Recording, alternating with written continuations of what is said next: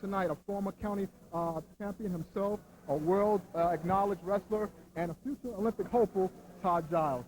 How you doing, Todd? Great, Damien. How are you doing? All right. Todd, tell us a little bit about today's event so far, leading up to the final round. Well, today the guys had to weigh in this morning, and they've been real busy with their matches. Most of the guys have had 2 or 3 matches up until now, and what we have is the guys that have gotten to the finals, worked their way through. We're looking at 5 real tough matches, which we'll get into later on today.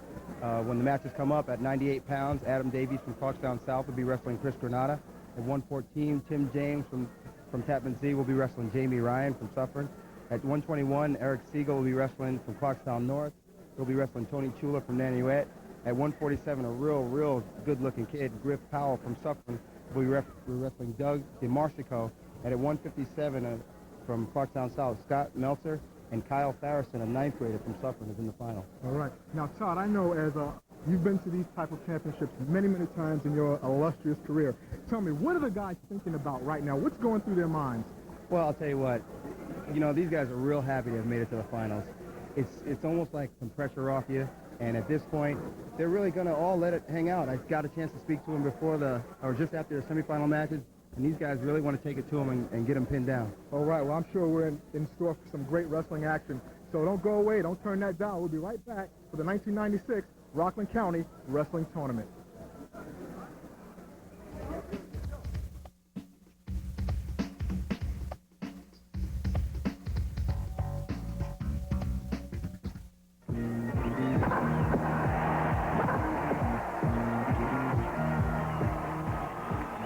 Correct grip is in your fingers right here.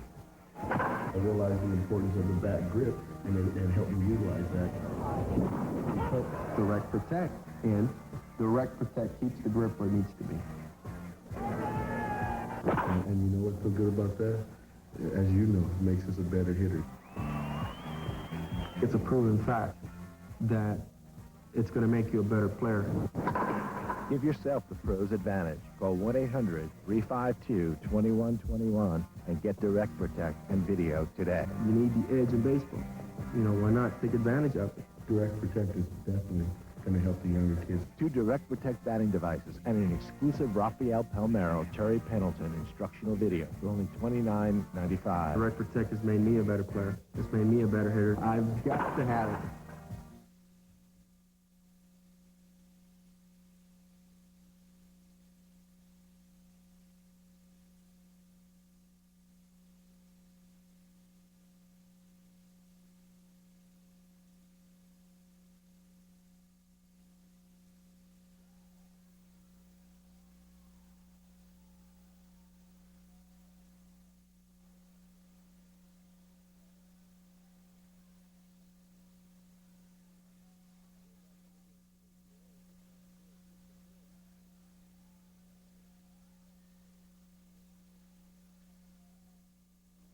All the athletes have come on to the wrestling mat, and they're about to be introduced. 16-year-old sophomore. Excuse me, Todd. At this point in the meet here, the finals, all the guys are lined up, and what are some of the things that you think? Are they thinking strategy right now at this point? What are some of the things that might be going through their minds? Well, the little guys right now, this is John Park coming out. The little guys they're pretty much in the mode of being in the first period of the match. The guys, you know, from about 1:30 up, they're pretty much kind of relaxed. Their matches aren't for at least another 15 or 20 minutes or so. So they're kind of taking it easy. There's definitely some strategy going through the minds of the 91 and the 98 pounders.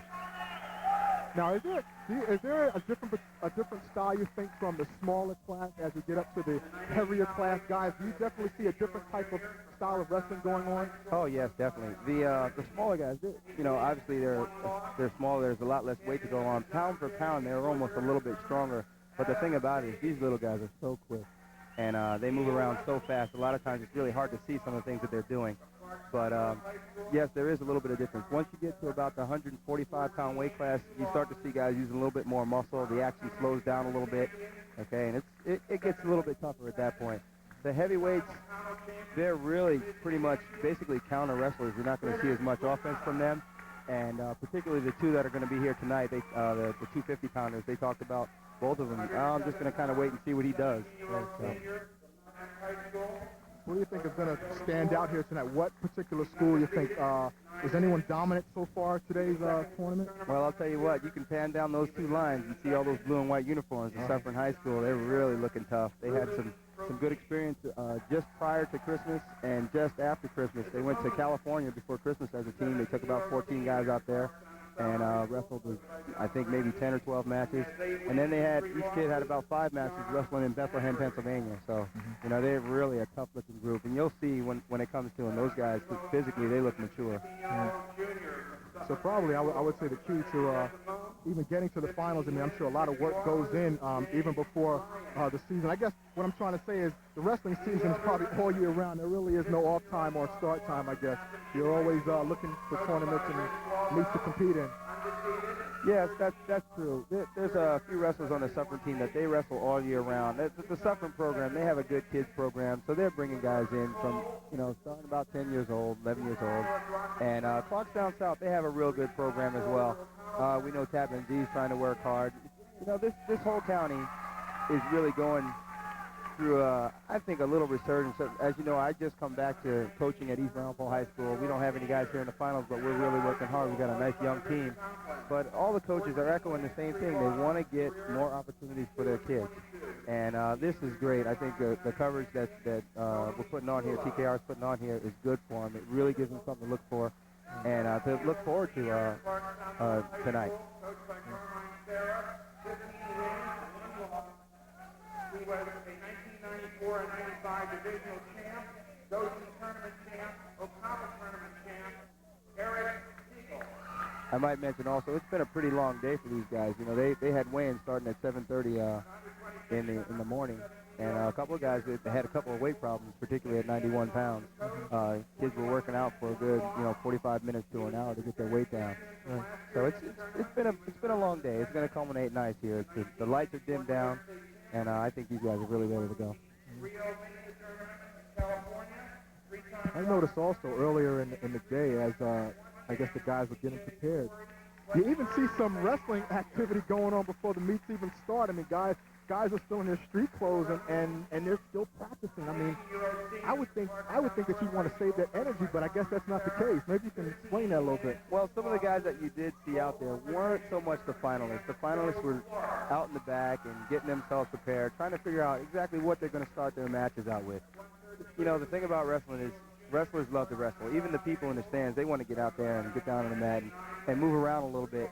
And, you know, I'll tell you what, you see some really good moves during the course of the tournament, and people in the stands say, hey, that was really neat. I want to get down and try that. And that's what was happening. There were guys trying moves. Even I, you know, just before at about 4:30, I was working out with one of the kids on my team and, you know, had some people out there coming out and getting comfortable, getting acquainted with the mats.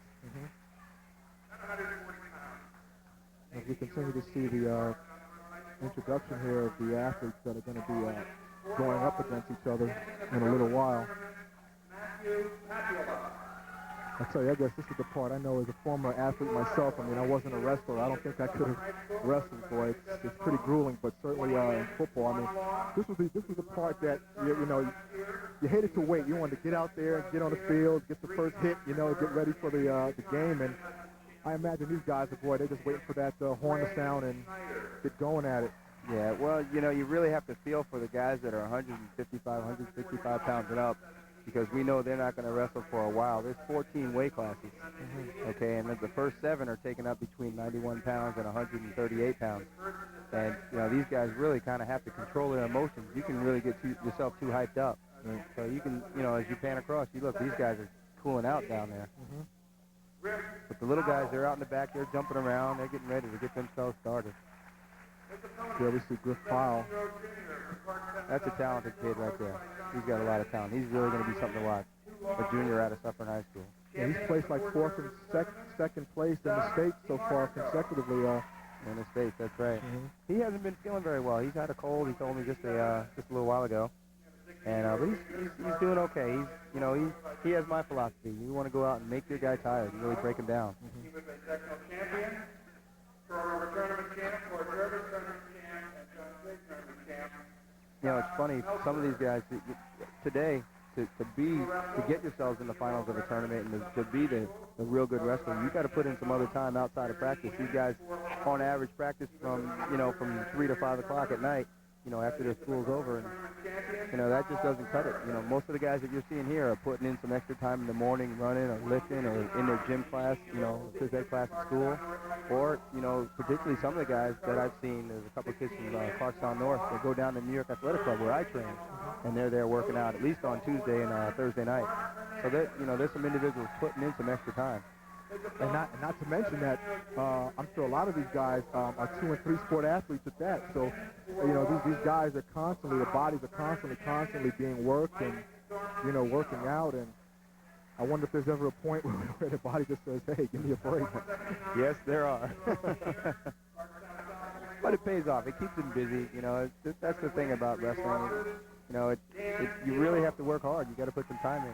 It's good for these kids. It teaches them some real good discipline, and it keeps them off the street, which is, they don't belong out there. I know I was talking to the tournament director, Chuck Scarpula, just yesterday, and he was telling me he was making a comparison between wrestling and football. He's saying it's like difference between, eating an ice cream cone and eating a heavy meal, and that ice cream cone goes out a lot nicer. It's the difference between eating an ice cream cone and a hot coal. That's what it is. But whatever he meant, I guess he meant that wrestling is just so tough and so strenuous. But it's real physically demanding. It's a demanding sport. You got to take your hat off to every wrestler, men and women. We got women wrestling now. They're doing a real good job. You really got to take your hat off. It takes a lot. It takes a lot of discipline.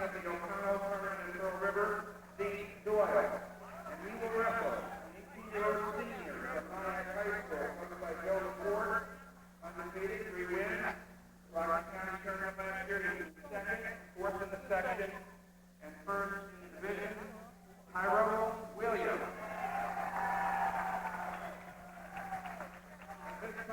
Tyrone Williams also played on that championship NIAC team who went all the way to the semifinals this year in football. Another 2-sport athlete. Good evening. First of all, I'd like to thank everyone for coming. Give a special thanks to the athletic administration here. There's Chuck Scarpula we were just talking about. Now, Chuck Scarpula, also the athletic director at Ramapo. You spend a lot of time with him. You guys work together trying to get that wrestling program in shape over there at Ramapo. How's that going? That's going real well. I spent a lot of time with Chuck over the years. He was my football coach in high school, at Ramapo High School. He's really helped us out a lot. He was a key cog in me being where I am right now. Helped me out getting into East Ramapo School District and coaching at Ramapo. He's about to make an awards presentation. Rockland County Residents Association for such a presentation.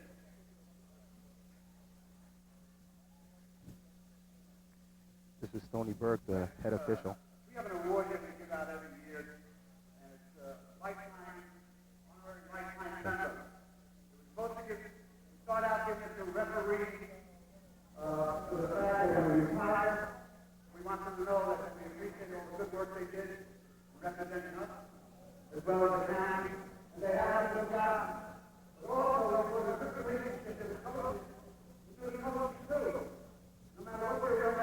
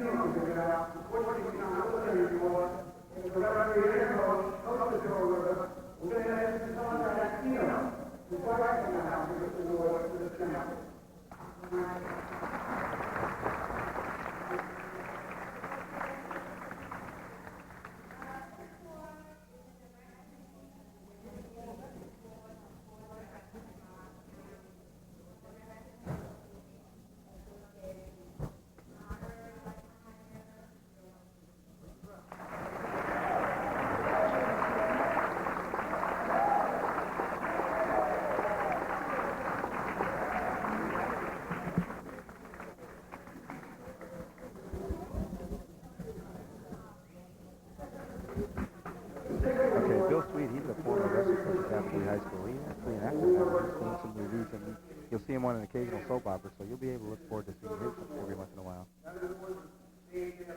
Yeah. There he goes there with his plaque. I wrestled against his teams in high school. He was a great wrestler in his own right. He was a member of a World Cup team, I believe, in 1974, I think, if I'm not mistaken. And the woman who presented the plaque, Helen D'Agostino, She is the wife of the late Coach D'Agostino from Pearl River. He came back to Tappan Zee High School and coached there for 6 years and brought the Tappan Zee program.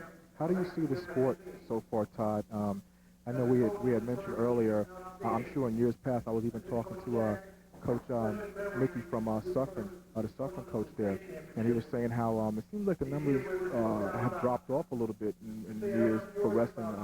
They used to pack the place out at one time, but now numbers have kind of dwindled a little bit. Can you maybe tell us why you think that is? Will wrestling come back, you think? People can come up with a lot of reasons for why. I think one of the big reasons is that a few years back, the Rockland County moved from being Section 9 to Section 1, so we compete a lot across the river in, Scarsdale and White Plains and all that over there. And I think it took a little bit away from the regional battles that we had with, this area and the people up in Mount Woodbury and Goshen. And it actually took away a little bit from our county rivalry because we wrestle so many different teams. We don't even really know about common opponents that we have. And that's been part of it. The kids don't get as excited as they used to. And then, times change. Different schools wrestle better at different times. And we hit a little low point there after, who was it, Emilio Collins that wrestled here at Tappan Zee High School. He was a two-time All-American at Michigan State. And we had a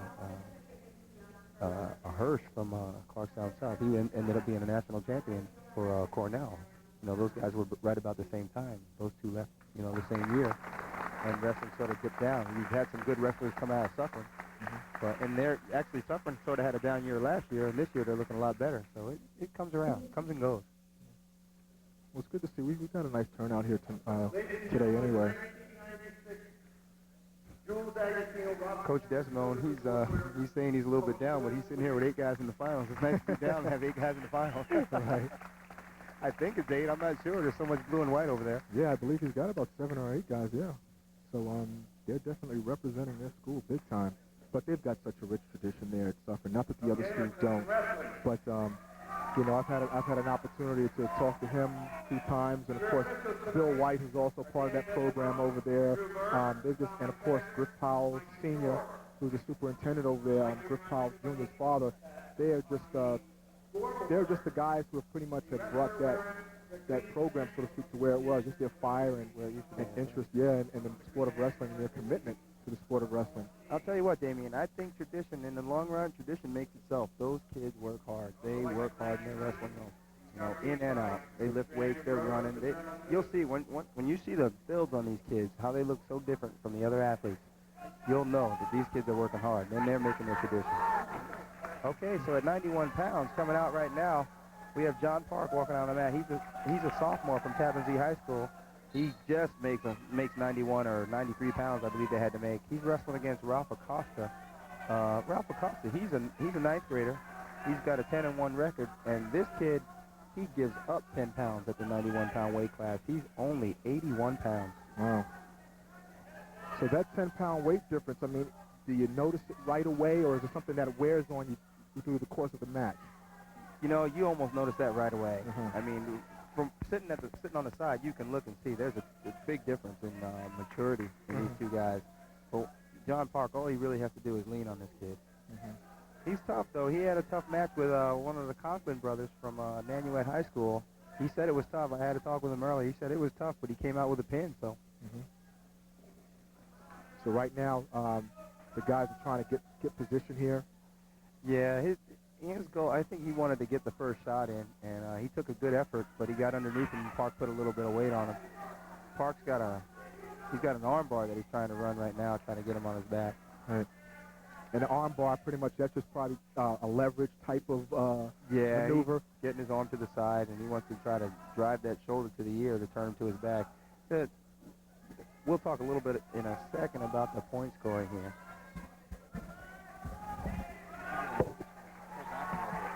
He's going for a near fall right now. He's gonna get at least 3 points out of this, and they're right near the out of bounds. Acosta, oh, he's stuck. He got him. He got him. Wow. Tell you what, he's just a lot stronger than he is. And I guess, and the situation that you spoke about, just that 10-pound weight difference was probably what made the match, I imagine. That was real tough. You almost got to feel bad. We wish we had an 85-pound weight class, for a kid like that. He's given up. John Park, he had everything he could to make weight at 91 pounds today, or 93 pounds. So, automatically he's giving up 12 pounds right at weighing time. John's been able to get a couple meals in him, so he's got to be at least probably 90, 97 pounds, 98 pounds. There's a couple of different ways of scoring points here. The guys start out in the neutral position. That's facing each other right after they shake their hands. And for one opponent to assume control of the other, that's 2 points for a takedown. Okay? If opponent can get out of the control of another, that's 1 point. Here we have Chris Granada of Clarkstown North, Adam Davies of Clarkstown South.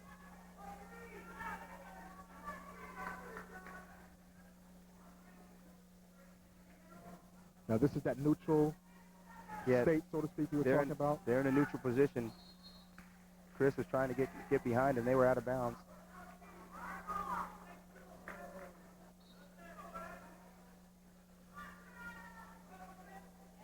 That's Danny Desimone, the official there.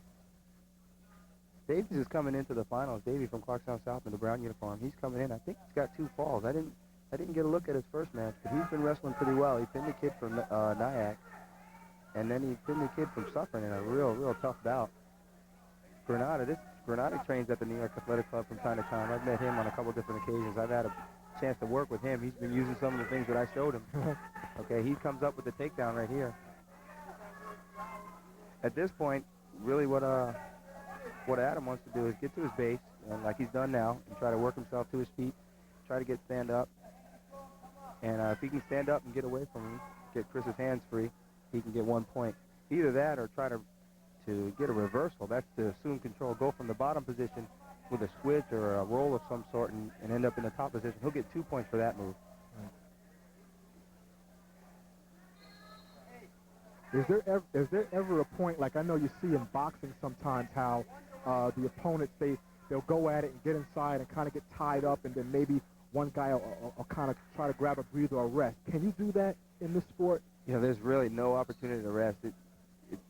Here in high school style or collegiate folk style wrestling, these guys sort of use the out of bounds line. In international wrestling, you can't really use that out of bounds line. You go towards the out of bounds, you go out of bounds, you get called for passivity or stalling. Here, these guys can use that to get a breather. If they're really in danger of getting scored on, they slide out of bounds, and they don't get any penalty. They use it to their advantage. But there's really no, once you take a break, usually because you're so close in proximity, look how close their bodies are. Once a guy takes a break, you can feel it. It should almost be instinctive. And that's something that you attack right away? That's right, right away. That's the end of the first period. Chris, he's been pretty good control. He's only up 2-0, but he's in real good control. Adam Davies told me early, he says he kind of has an idea what Chris is going to do. He's just going to try to not make any mistakes.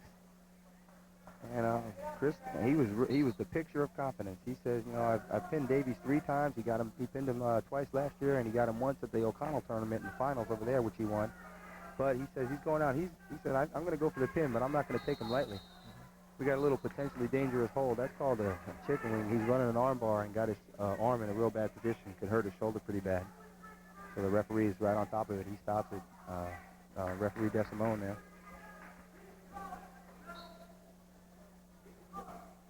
Is injury frequent in this sport, Todd? I guess there's potential for injury for every sport, and as you just mentioned, the referee kind of stopped the action to prevent it. But do you find that prevalent in this sport? Yes, it's real high. You almost have about a 99% chance of getting injured in this sport. But the fact of the matter is, you really have to work yourself and prepare yourself. You got to lift weights. You got to run. You got to do a lot of stretching and make sure that your body's ready for the rigors that this sport puts on you. I mean, Chris is riding a lot of weight on top of this Davies kid. And, you got to be able to withstand that.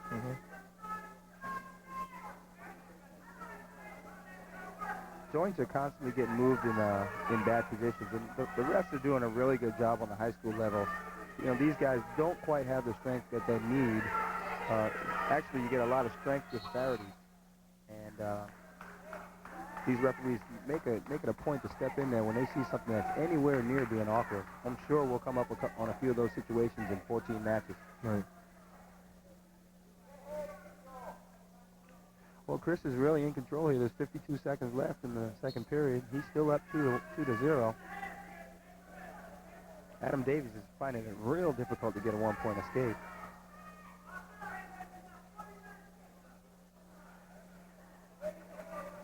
And the one-point escape is just his ability to kind of stand up and get out of the... Yeah, he's getting close now. Yeah. He's getting close now. He's out in front, but Granada still has control. He's got a, what is that? He had a wizard with a quarter Nelson on his head. He was trying to turn him with it, but he didn't quite get it. He was out in front of him, but he was still under Granada's control.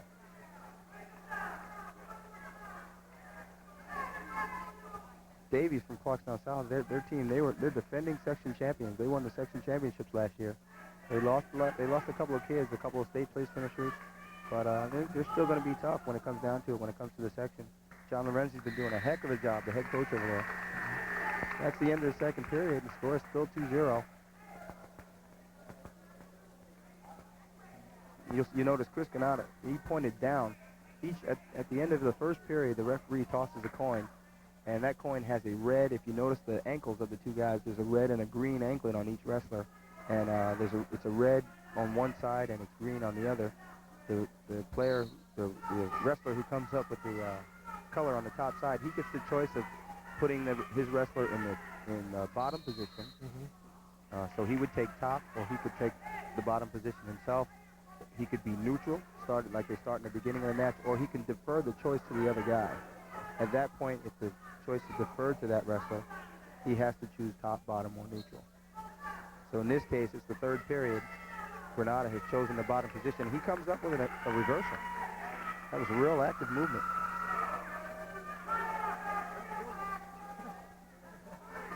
So that's another 2 points added to the 2 that he had for the takedown in the first period, making it 4-0.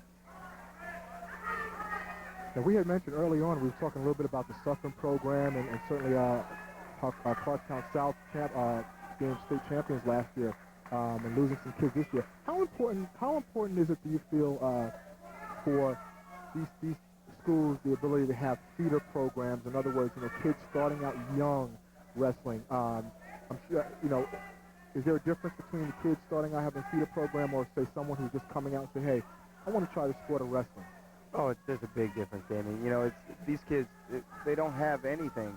Like the kids at East Roundpole, they haven't really had opportunities to have any wrestling at all. They just kind of get in there and just push each other around. The kids that are coming out of feeder programs that are starting when they're 8 years old, 9 years old, 10 years old, they're being taught moves, and they don't really put them through the rigors of having to get in such good shape. Young kids, they're already in good shape. So all they're going to try to do is just teach them some basic movements and let them get it figured out.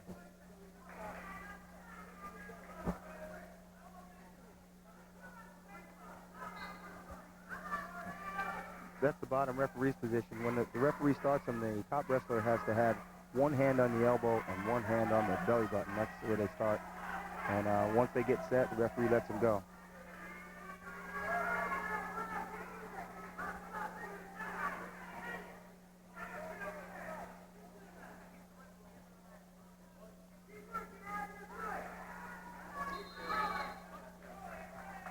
Chris seems to still be maintaining very good control of this match so far.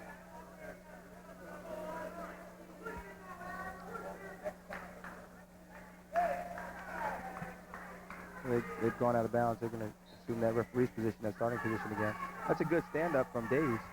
He's really working to get out now. He's trying hard. There's only 13 seconds left. It might be a little too much, too late, though. Boy, Granada has really been in control in this match. Davies didn't even look like he had one opportunity to score. That's a tough match. That's a real tough match. You got to go back to the drawing board and say, hey, there's something I got to do to make this match a little closer. These guys are able, I'm sure the coaches, I'm sure they videotape and they're able to kind of go back and show the guys what they need to do to get better for the next round or the next time out.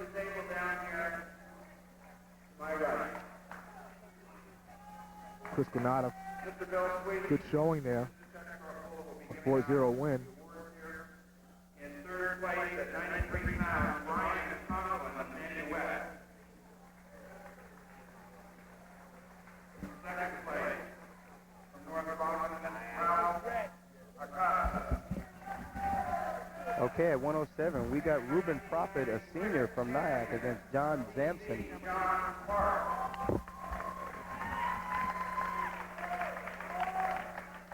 I think that might be incorrect. This is Zambry. Now at 107, Rubin Prophete and John Zambry. Check that to make sure. Yeah, this is John Zambry. That's Z-A-M-B-R-I. John Zambry from Clarkstown South.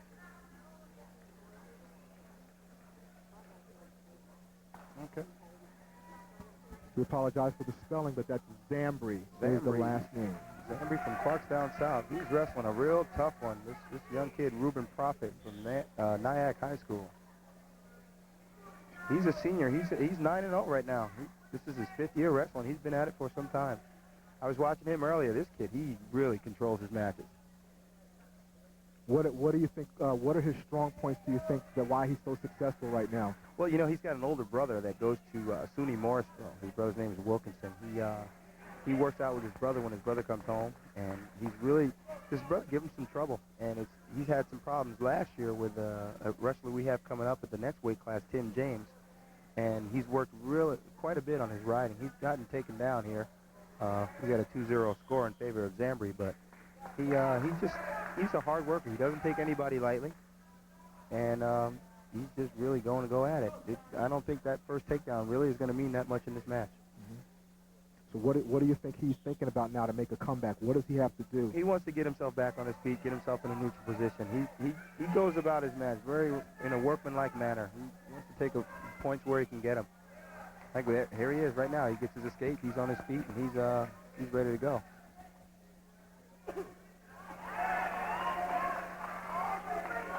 John Zambry, he's a senior from Clarkstown South. He's 8-3 this year. He didn't expect to win against Chris Lent. He had a win in the semifinal against Chris Lent from North Rockland, and he was winning by 1 point, and Chris Lent got hurt. There were maybe 2 seconds left on the clock, and the injury defaulted with 2 seconds. And we got a takedown coming here from Rubin Prophete. Are these guys able? Are there any particular rivalries do you think that developed between two individual athletes? I mean, was it like that for you? Do any names come to mind when you think of your career? Mick Nally. Mick Nally. They still talk about some of the matches he and I had from Suffern. We competed against each other for my sophomore year, my junior year, my senior year, and he was right at Suffern High School. He was the toughest guy I think I wrestled in New York State. You know, I wrestled in the New York State Championship twice, and you know, he beat me in my sophomore year, and he never beat me again. I don't even know what it was that I did to beat him. I think I just outlasted him from a conditioning standpoint because he was the strongest, toughest wrestler I had. These guys, they do get little mini rivalries from wrestling each other during the summer at some tournaments, and from competing with each other during dual meets. So you do get some little rivalries. I don't think Zambry and Prophete have met this season. For those of you at home who may be just tuning in, you're hearing Todd Giles, who's past county champion, world wrestler, and future Olympic hopeful, and he joins us here on TKR8, your sports connection for... Let's call it future Olympian. I'm trying to think positive. What did I say, Todd? Future Olympic hopeful. Oh, okay. I did the hope, and it's 96 now, baby. You're right. It's now or never. Oh, a nice roll from Prophete here.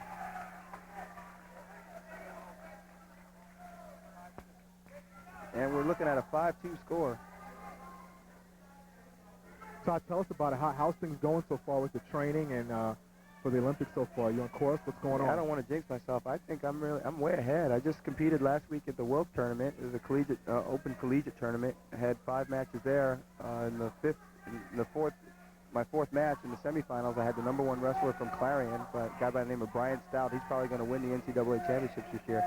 He had a little injury problem with his knee, so he injury defaulted, but I did some real good things. I was real happy. I've really been working on my conditioning. I'm running a lot, I'm lifting a lot, I'm wrestling as much as I can given the weather. It's hard to get workout partners together, but it's really going well. I'm ahead of schedule. I'm 4 months away from probably the first most important competition, which is national championships. Winning that will put you in the #1 position, and from there we'll have that's April 27th, 28th, 29th, that weekend.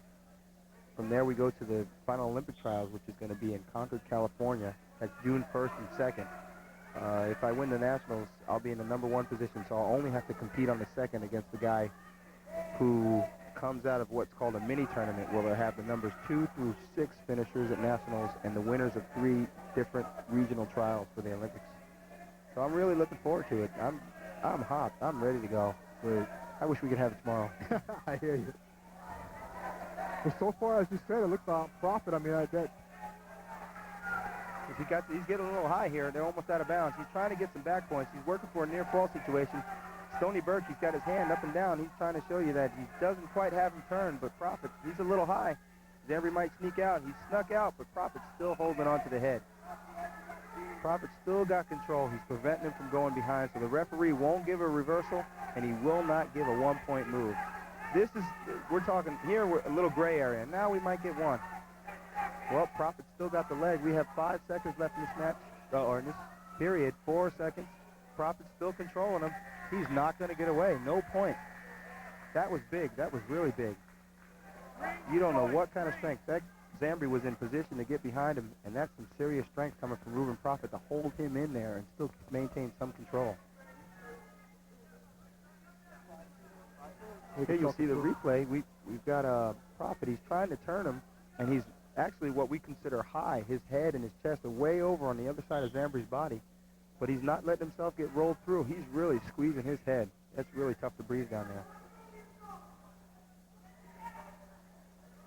There we see Prophet just picking up sort of where he left off.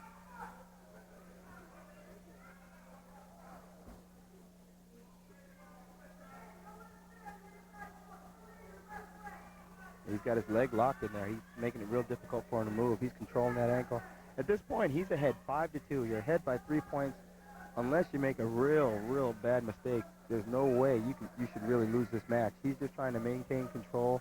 You'll hear some of the coaches say, 1, not 2, 1, not 2. That means if you get in trouble, this guy's trying to turn you or twist you or roll you or reverse you, let him up, push him away from you. Give him the 1 point. Don't give up 2 points, and then fight out the match on your feet from there. I see. And again, that might be a great opportunity, like you mentioned, if you're a little tired and need a blow, to kind of maybe finish strong. You know, as you said, push him off, let him go, give up the 1 point, and then finish the match strong. Here we are. We're at the midpoint of the season, just about, maybe just past the midpoint of the season. These guys they should be in pretty good shape by now. They can't be worrying too much about getting tired. You know, if they're getting tired, that's their own fault. They got to go out and do a couple more miles per week and get in that weight room a little bit more, or maybe wrestle a little bit harder than you.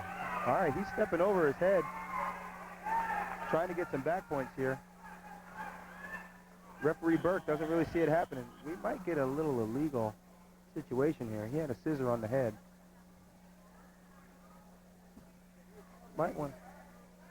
He's got 2 back points. Yeah, and he does have a legal hold. We might want to try to check back to that. If you have a head of scissors, leg scissors on this guy's head, you can get called for an illegal hold. When you get an illegal hold, they award a point to the other wrestler.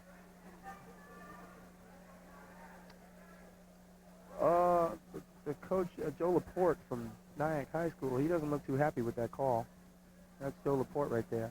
He doesn't quite think he had his legs scissored on his head. He said he didn't have them locked. But not Prophet, but he did get the 2 points for the back. He did get the 2 back points because he turned them quick. They're going to talk about this one.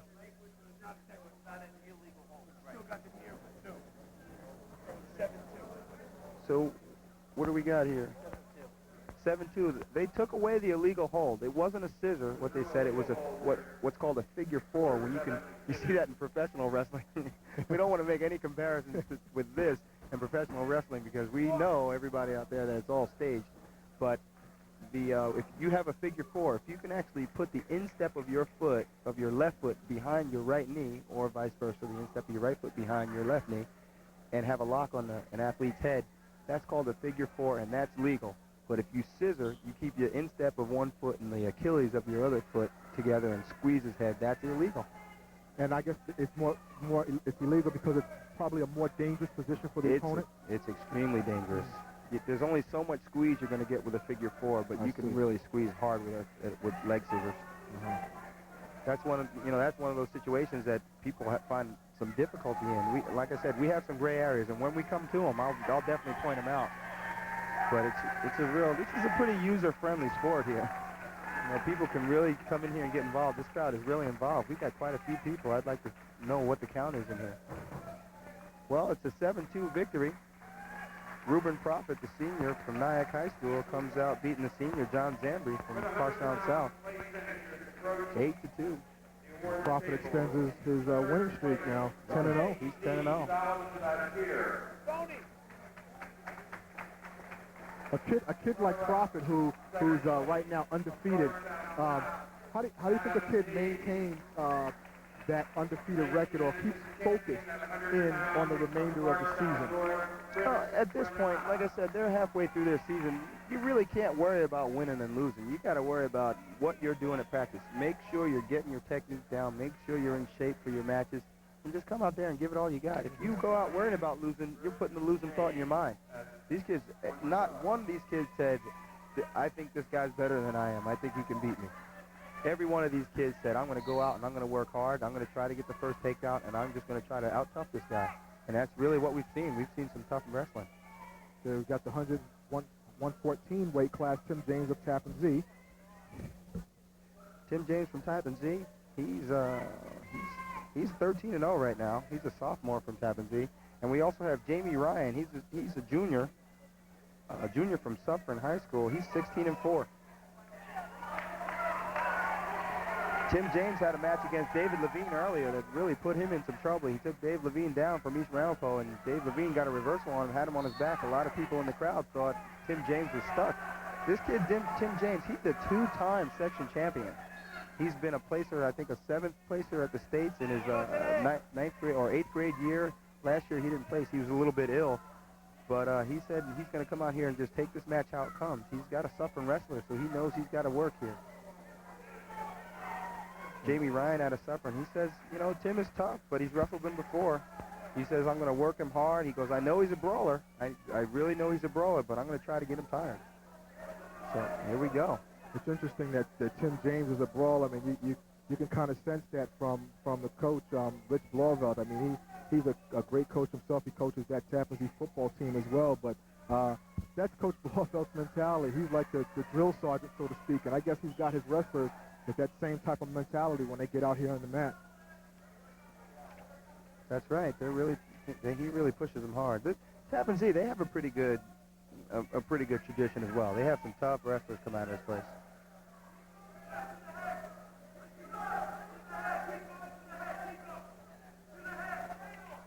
He's running a half Nelson right there. Tough to see. There it is right there. Nice half Nelson. He's a little bit high. Ryan, he probably wants to get to his base. That'd probably be the best place for him. Get to his base, start it all over again, get a little hand control, and get out of there. But he's riding him real close. He's not giving him any space. And there we go. That's the end of the first period. That was a fast period. 2-0. Most of these holds, like the half Nelson that you talk about, these are holds that you want to try and use. What is it, leverage or strength or power? What are you looking to do with this? Here we go. We got on the replay here. Tim James is going to make an effort at putting Ryan to his back. He does it's almost like a low-level hip toss, and he takes control of him. Those holds that you're talking about, the half Nelson, the arm bars, those are what's called pinning combinations.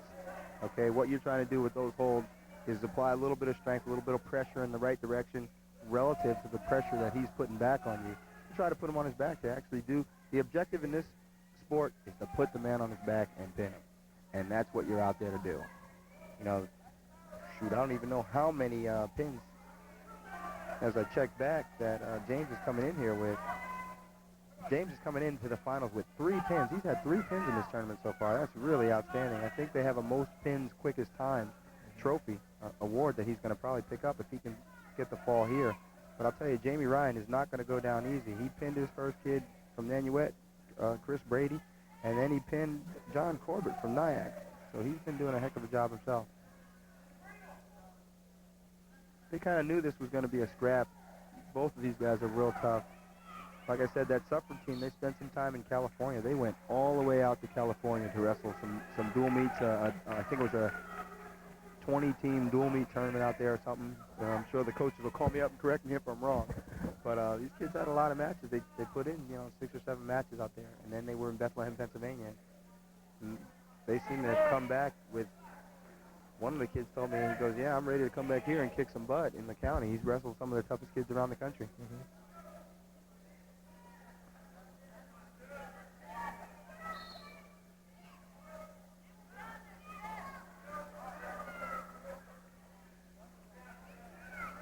Yeah, a lot of the Suffern kids are telling me each one of them said we've been going real hard in the room. And you have to give the credit there. You don't win by slacking off here or slacking off there. You win by putting your time in. I wouldn't leave this match. I would stay here and watch this one. It's 2-0 right now. There's 25 seconds left in the second period, but I would not go away. James is in a lot of control, but I would imagine that Ryan, he's in a little bit better shape. Now, right now, Ryan, he just looks like he's extending his body out, just trying to avoid getting turned over, I guess. Yes. Well, we've had a couple of situations. We have to talk about it a little bit. The near fall situation. What the top guy is trying to do, when he grabs those pinning combinations, he's trying to turn his opponent and get his back at a 45-degree angle to the mat. If he can get his back at a 45-degree angle to the mat, the referee will begin counting. If the referee counts 2 counts, you'll get at least 2 points. If he counts 2, 3, and 4 counts, you get 2 points. If he gets to 5, you'll receive 3 points, and that's called a near fall. I'm sure we'll see that situation again, and I'll be able to describe it a little bit closely. It's hard to oh, look at this. Here we go. We got a reversal. He stepped right in. That was a spectacular reversal. A spectacular, hard crossface right there. Maybe a little bit too hard. But that was really something. Hopefully we can get back to that one. They're really close to the out of bounds there. So it's 4-0. We got a minute and 24 seconds left.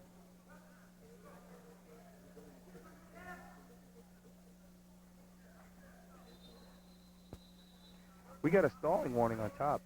That's kind of confusing. He just gets the reversal. He's trying to turn him. We got a stalling warning. Well, that's interesting because it looked like there was plenty of movement there. Yeah, he was active. I don't understand that one. Sometimes the referees are watching a different match than we are.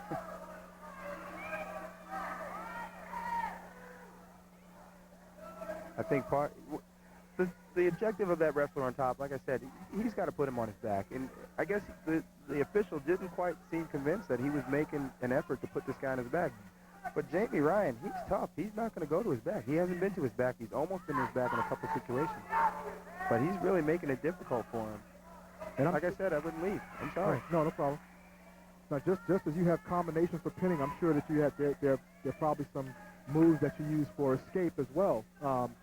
Maybe you can name, are there any names for those type of escapes? Yeah, there's a couple of situations.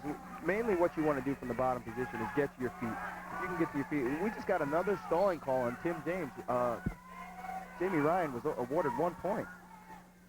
This referee is going to try to make this match a little bit closer. No, it was an escape. He gave him an escape point, so it wasn't a stalling call. Yeah, you want to try to mainly keep yourself moving. If you can get yourself into your stand-up, usually that top guy is trying to stop your first move and bring you back down to the mat. As a bottom wrestler, you can't let yourself get taken down and just stop there. Once you hit the ground, bang, you got to be moving again. So we're, from the bottom position, you're trying sit-outs, turn-ins, you're trying rolls, you're trying stand-ups. You're getting a lot done. Well, like you said, this was some match here. Tim James on top. Here we see the winner there, Tim James with Tappan Zee. Like I said, tough match. We're going to see that replay again. Maybe you can talk us through. Yeah, here's that. Ryan, and he's on top. He's trying to ride him real well. And Tim James just says later for that. He scoops his leg from the inside, attacks his head, and tries to put him on his back. Scares Jamie Ryan a little bit, and Jamie Ryan. Good job by both athletes. We're going to kick now to our third member of our broadcast team, as always, Heather McKinney. Hello, everyone. I hope you're enjoying the wrestling matches so far. I'm Heather McKinney, and I'm here with Mark and his sister. And what's your name again? Erica. His sister, Erica. Are you enjoying the wrestling? Do you want to become a wrestler when you're older? And who's your favorite coach? I understand you have a favorite coach out here. Who's your favorite coach? Uncle Joe. Uncle John? Uncle Joe. Uncle Joe. Oh, and what team is he coaching? Do you remember? Nyack. Oh. And who's your favorite football coach? Teacher. What teacher? Uncle John. My dad. Your dad. Well, that's right, because Mark Castellano is Mr. Castellano's the coach of Nyack football team's son, and they're having a great time here watching the wrestling. And what are you interested in any sports, Erica? Well, only in football. I don't like to do any other things. You like to play football? Yeah. So are you going to play football when you're in high school? I don't know. I play football too. Because it's dangerous. I play football too. You want to play football too? I'm his other. You're his other sister, and what's your name? Kristen. Kristen? And who's your favorite coach? Who's your favorite coach? My daddy. Daddy's your favorite coach? Are you guys having a good time here? Well, you can see all the kids here are having a great time, and I hope you at home are having a great time. We'll go back to the wrestling. Back to you guys. All right, well, you can see he was very influential in those kids' lives. Definitely Coach John Castellano, great coach. We had the privilege of working with him pretty much all through the year, and Nyack football team's successful run towards the state title. Well, here we got Eric Siegel of Clarkstown North and Tony Ciula, hopefully I pronounced it right, of Chula of Nanuet. Chula a senior, Segal also a senior. Both have pretty impressive records. Ciula 14-3 and Siegel 15-1. We had a little injury break. We're about a minute into the first period after a visit with Coach Castellano's kids, Coach Castellano's family. I don't know what the situation was exactly, but everybody, we're back getting acquainted here. And we're going for a takedown. Boy, these guys are scrambling. Nobody knows who's got it. Coach, referee McTaggart, he hasn't awarded anybody anything yet, and that was a real good no call. Look at this. What power. Ooh. Now that is some strength. That's a double leg tackle, lifting that man off the mat and just letting him know you've been taken down. Tony Chula, he said he hasn't been feeling well. He's had the flu, and he's been taking off a little bit, taking a little bit of time off. He had to take off some weight because of the weather and because of his cold. But he's come in here, and he's really bringing it to him. He's showing some great strength. that's definitely gotta be in a sort of a mental factor too when you're able to throw a guy like that. I mean, the other guy's thinking, wow, this guy just lifted me off the floor and threw me to the mat. That's got to be an influence in a match like this. It's a little bit of an influence, yeah, but I'll tell you what, we got two seniors out here right now, and these guys are going to go for it until they can't go any harder. Mm-hmm.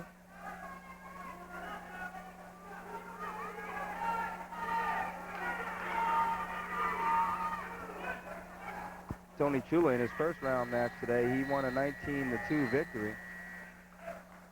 He beat Carlos Santiago of Nyack 19-2. That's a heck of a score. When a match is being won by 15 or more points, the match is over. It's called a technical superiority decision. And then he had a close match with wrestler Lugo from Clarkstown South. That score was 12-7. It was nip and tuck, you know, until the very end. He said he didn't feel very good, but he's looking pretty good right now. Definitely could fool me. Oh, here we got a replay on this takedown. That's a heck of a lift. Look at that. He took him down hard. You see the bounce there? Wow. Sure did. Oh.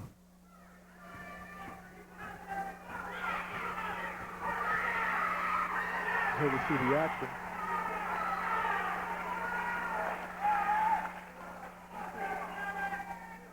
You can see the look on his face. He's really trying to get away. Once again, senior Eric Siegel on top, trying to get a leg right in here.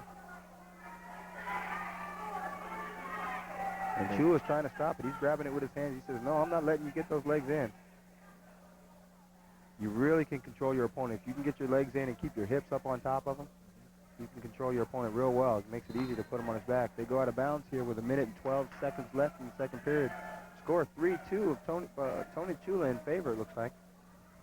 And you're right, boy. Two seniors going at it. I mean, you know, there's a bit of experience here, and as you said, probably neither wrestler at this point is really phased about any particular thing. They're out there giving it their all.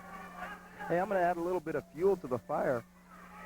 There was a loss. Tony Chula lost to Siegel 1-0 in a double overtime match earlier this season, so he's looking to avenge. He's got a little bit more fire, I think, than Eric Siegel right now, but Siegel's kind of taking control on top with 51 seconds left. Chula's looking at a reversal, but we're getting a head scissors. That's the illegal head scissors that we were just talking about. We're going to get 1 point for an illegal hold. That's right. Yeah, we just said he had his ankles locked, legs extended. I was incorrect before that. Siegel was ahead 3-2. Now it's tied up 3-3. And we're trying to get a roll here out of Chula.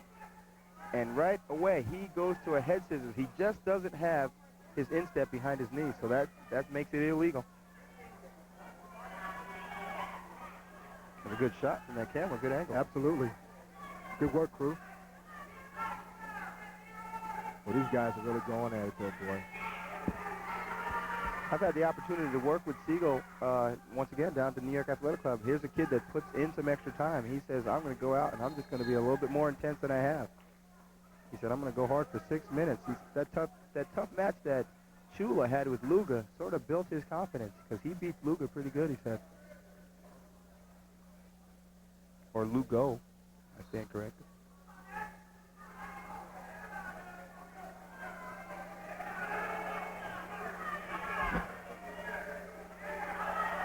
Tony Chula trying to get a little reversal here. He's got it. He's attacked the waist. He's locked around the waist. He should give it up. The ref should give it up. No two yet. There it is. 2 points for a reversal. Right at the end of the period. My goodness. 5-3. Siegel's not too happy about that. Chula's going to choose the down position. Here in that replay, we're just about midway through that roll. He's going to take control right here. And Siegel really can't get away. Chula's trying to control and lock around the waist. At this point, he can lock around the waist. And there it is, the 2 points. And we're back to the start. Siegel's on top. And we're getting a little... That's a potentially dangerous hold. It wasn't illegal. It just put Chula's arm in a bad position. Siegel's arm wasn't in the greatest position either. But instead of having a guy get hurt, there's Coach Conklin in the corner cheering his boy Tony Chula on. He's been a fixture at Nanuet High School for quite some time, way back in the days when I was wrestling. And we all know I'm about 100, right? No question. His son, Sean, was an outstanding wrestler, as well as he's got another son on the team as well now, too, that he's coaching. And Tony Chula was fighting to get 1 point there, but Eric Siegel kept control of him. He wasn't able to really get himself broken away to get that 1 point to really convince the official he was away. There's a good stand-up right there. That breaks it right there. Nice. And he puts himself right into a double leg tackle position. Siegel will get 2 points out of that. That makes the score 6-5. When you turn and step away after a takedown like that, you got to make sure that your body's under control. He made a mistake there. He turned away and just ran right back at Siegel, and Siegel said, yeah, baby, come on. I need 2 more points. I got to get this match a little bit closer than it was. Close indeed, 6-5. Well, this match has been everything we had talked about it would be. Two seniors going at it. The senior, in their big difference, these guys come out and they wrestle hard. These guys are really going at it. We're right up in there with them, too. Look at that. Looking at 45 seconds right about now. Siegel, he's got to do something here. He's either got to put this man on his back or he's got to let him up and take him down. If he lets him up, the referee calls a stalemate right there. Not much action is happening. We got 38 seconds. See, he's showing the official right now. He's showing him the sign that he's going to go in an optional starting position for a referee's position. He's going to let him up.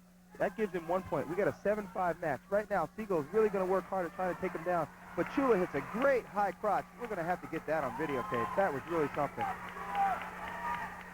We're going to go to a replay on that one if we can. Now, why would Siegel let him up at that point and give him the point and make it 7-5? Because he hasn't been able to turn him. He hasn't been able to put him on his back to get that near fall situation that he needed. So he figured, well, I'll let him up, make it a 2-point match. I'll take him back down.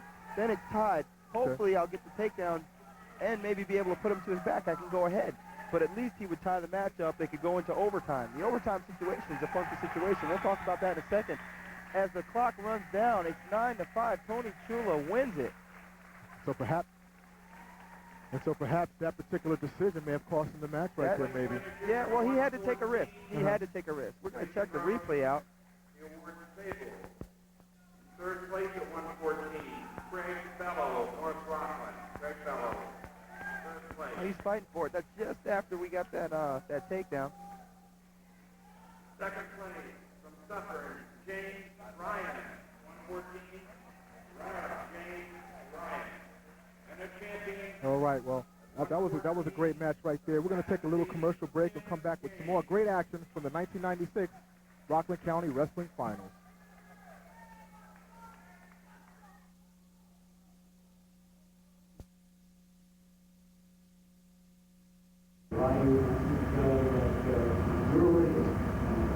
Your child usually decided that being a good coach, I think you have a lot of confidence in faith that I will make the best decision I can for strength and experience and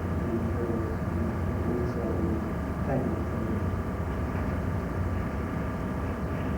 I am the Rockland County Court Judge. I've made decisions, difficult decisions that have had that will have long-lasting effects on people's lives. Decisions in delicate and sensitive matters, always dealing with the family in crisis, and I've done that in over 600 cases. Prior to being a family court judge, I have judicial experience. I was the town judge in the town of Orangetown. Coincidentally, first one ever elected town judge. And we're back at the 128-pound weight class. Joe Clark of Clarkstown North and P.J. Bory of Suffern. P.J. Bory, also a very accomplished wrestler at Suffern High School. Right now he's a senior. He's a very good career, 21-1 right now. Joe Clark also a senior, 15-2 is his record, Todd. Yeah, I told Patrick Joseph, PJ, that I was going to call him Patrick Joseph on the air. I kind of like Patrick Joseph. Pat Joseph. He's got a ring to it. Yeah, he's got about 10 or 11 years of experience. This guy's almost got as much experience as I have. P.J. Bory, along with Griff Powell, just one of the two standouts for Suffern's wrestling program over the years. These guys just year in and year out, boy, they just get better and better each year. You know, look at this. He's on his back. We had a barn burner before. We're really going to have something right here. We got another two seniors out here. We got 36 wins between the two of these guys and only 3 losses. Look at this. Gets off his back. That was an incredible bridge. Wow. There's some muscle out here right now. We're 128 pounds, right? Yeah. Wow, there's more. They look a little bit bigger than 128 pounds. I hope they don't move up into my weight class. Oh, nice. Look at this. He's on his back. He almost looks pinned here. He's got to hold him there for a couple of seconds, and he got it. He got the call. Boy, I tell you saw Joe Clark fighting. I mean, he really tried to get out of that hole just now and couldn't quite get out.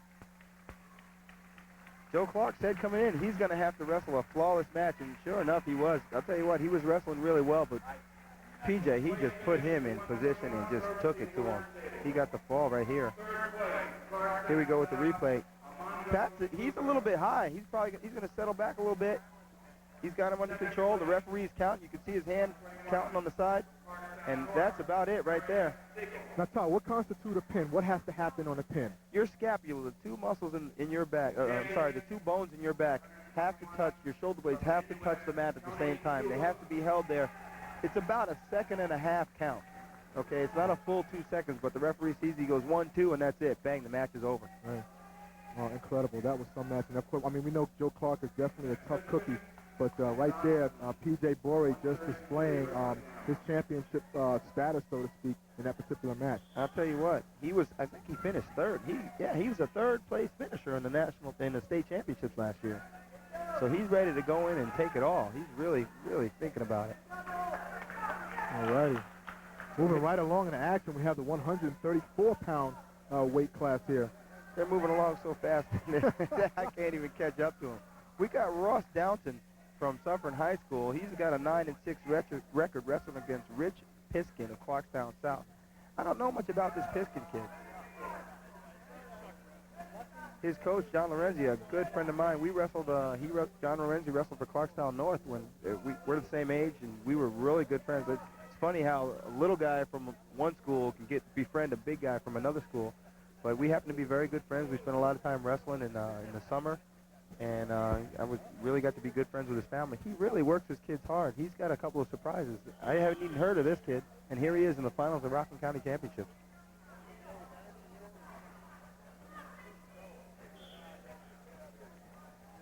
Piskin's come along through. He beat Keith Weiss of Tappan Z, and then he beat Glenn Bravo of Nyack. You know, Piskin came in with a 7-3 record and the number 2 seed, and he gets a good leg attack on Ross Downton, and he scores 2 points. We got a 4-1 situation. Piskin had taken him down and let him go, and he's back on top again with 35 seconds remaining in the period. As you said, we don't know too much about Richie, but right now he's telling the story pretty much right now. Yeah, he sure is. Ross Downton, he came in as the number 4 seed. Okay, the seeds are really important because what actually happens if you get seeded, you get separated from the best guys, and you can basically have what we call a warm-up match. In a way, I don't really believe in that too much. I think you got to take on everybody as if he's the best guy you ever wrestled. Looks like we're getting a stalling call on the top man on red here. There'll be no points awarded for it, but the action does stop, and we have to give that bottom wrestler an opportunity to get away. But Ross, he came in, like I said, a number 4 seed, and he beat the wrestler from East Ramapo, Tony Duarte. Matter of fact, Tony Duarte got hurt. He got knocked out or he blacked out or something during his match. He's okay, though. We want to send our wishes out and hoping he's doing real well and hoping his family isn't too nervous. I'm sure he's going to go see the doctor and see if he's got anything going on. And then Downton beat Dan Moon, the number 1 seed from Clarkstown North, who was carrying an 11-5 record at the time. So he's done it in a workmanlike manner. The first period is over.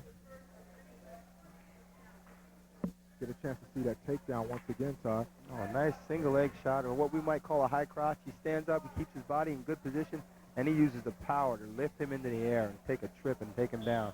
Once again, they're hitting kind of hard down there, aren't they? No question.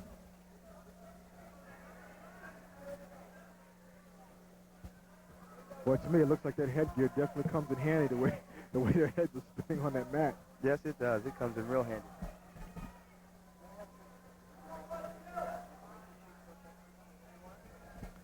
Boy, there I tell you that was a neat close-up shot where you really get to see the intensity of how these guys are working and jockeying for position, and I'm sure there's a lot of thinking going on at that point. We're just trying to strategize, and there we have a ground level what these guys are pretty much seeing. Yeah, this is what the wrestlers are seeing from the side here. That's a heck of a shot. Look at these guys work. Man, look at the face on Downton. Piskin, he's a 16-year-old junior from Clarkstown South. His coaches are John Lorenzi and Chris Serra. He's got 9 losses and 9 wins and 3 losses. And we got another 16-year-old in Ross Downton, or Ross Downton, D-O-N-T-O-N. He's a senior from Sutton High School, so he's been there for a while. Talk about the age factor a little bit.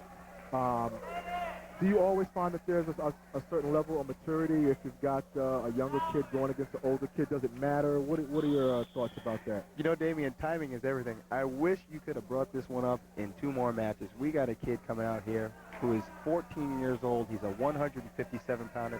He's in the finals tonight. And age, I asked him. I'm going to give you his answer. I said, does age bother you? I said, you're going out against guys that are tougher. You're 157 pounds. Most of the guys are juniors and seniors in high school. He said, nope, doesn't matter. He says, you go out and you wrestle. If you do well, great, learn from it. If you don't do well, the guy beats you, take it and learn from it. And that was a great answer from a kid. I'm going to get a real good, big kick out of watching him wrestle. Right. Because he's really tough, and he's demonstrating a level of maturity that is just beyond me. I was a big kid. As a 10th grader, as a 9th grader, I was a 155-pounder. As a 10th grader, I wrestled 177 pounds. I wrestled nothing but seniors and state champions and everything. Right. But you can't really let that get to you. If you're in your room and you're working on the things and you're staying within your realm, Okay? You got to just stay within your realm. You're going to do good things. Good things are going to happen for you. And I'm sure there has to be to your benefit. I think that's Griff Powell's philosophy. He likes to wrestle the older wrestlers. He likes to go against wrestlers that are a bigger weight class than he is, because it helps him get ready for guys that are his size and his age. And that's why he's dominated so much at Suffolk High School. That's right. I'll tell you what, you talk about age. Our average age of our last Olympic team in 1992, I think it was something like 26.2. The average age actually came out. The Olympics before that, it was like 25.3. So it got a little bit older. But the average age of a team from like Sweden or like a Russian team, the average age is like 21 years old. These guys are a lot younger than us. But it doesn't matter. The age really doesn't matter. Here I am. I'm 33 years old, you know, and I'm going to be competing against a lot of guys that are 24, 22, 25 years old. But it doesn't matter. If you're preparing yourself and you're taking a step to get yourself in shape, you're going to be all right. We got a real funny position right here. Yeah, that's a weird one.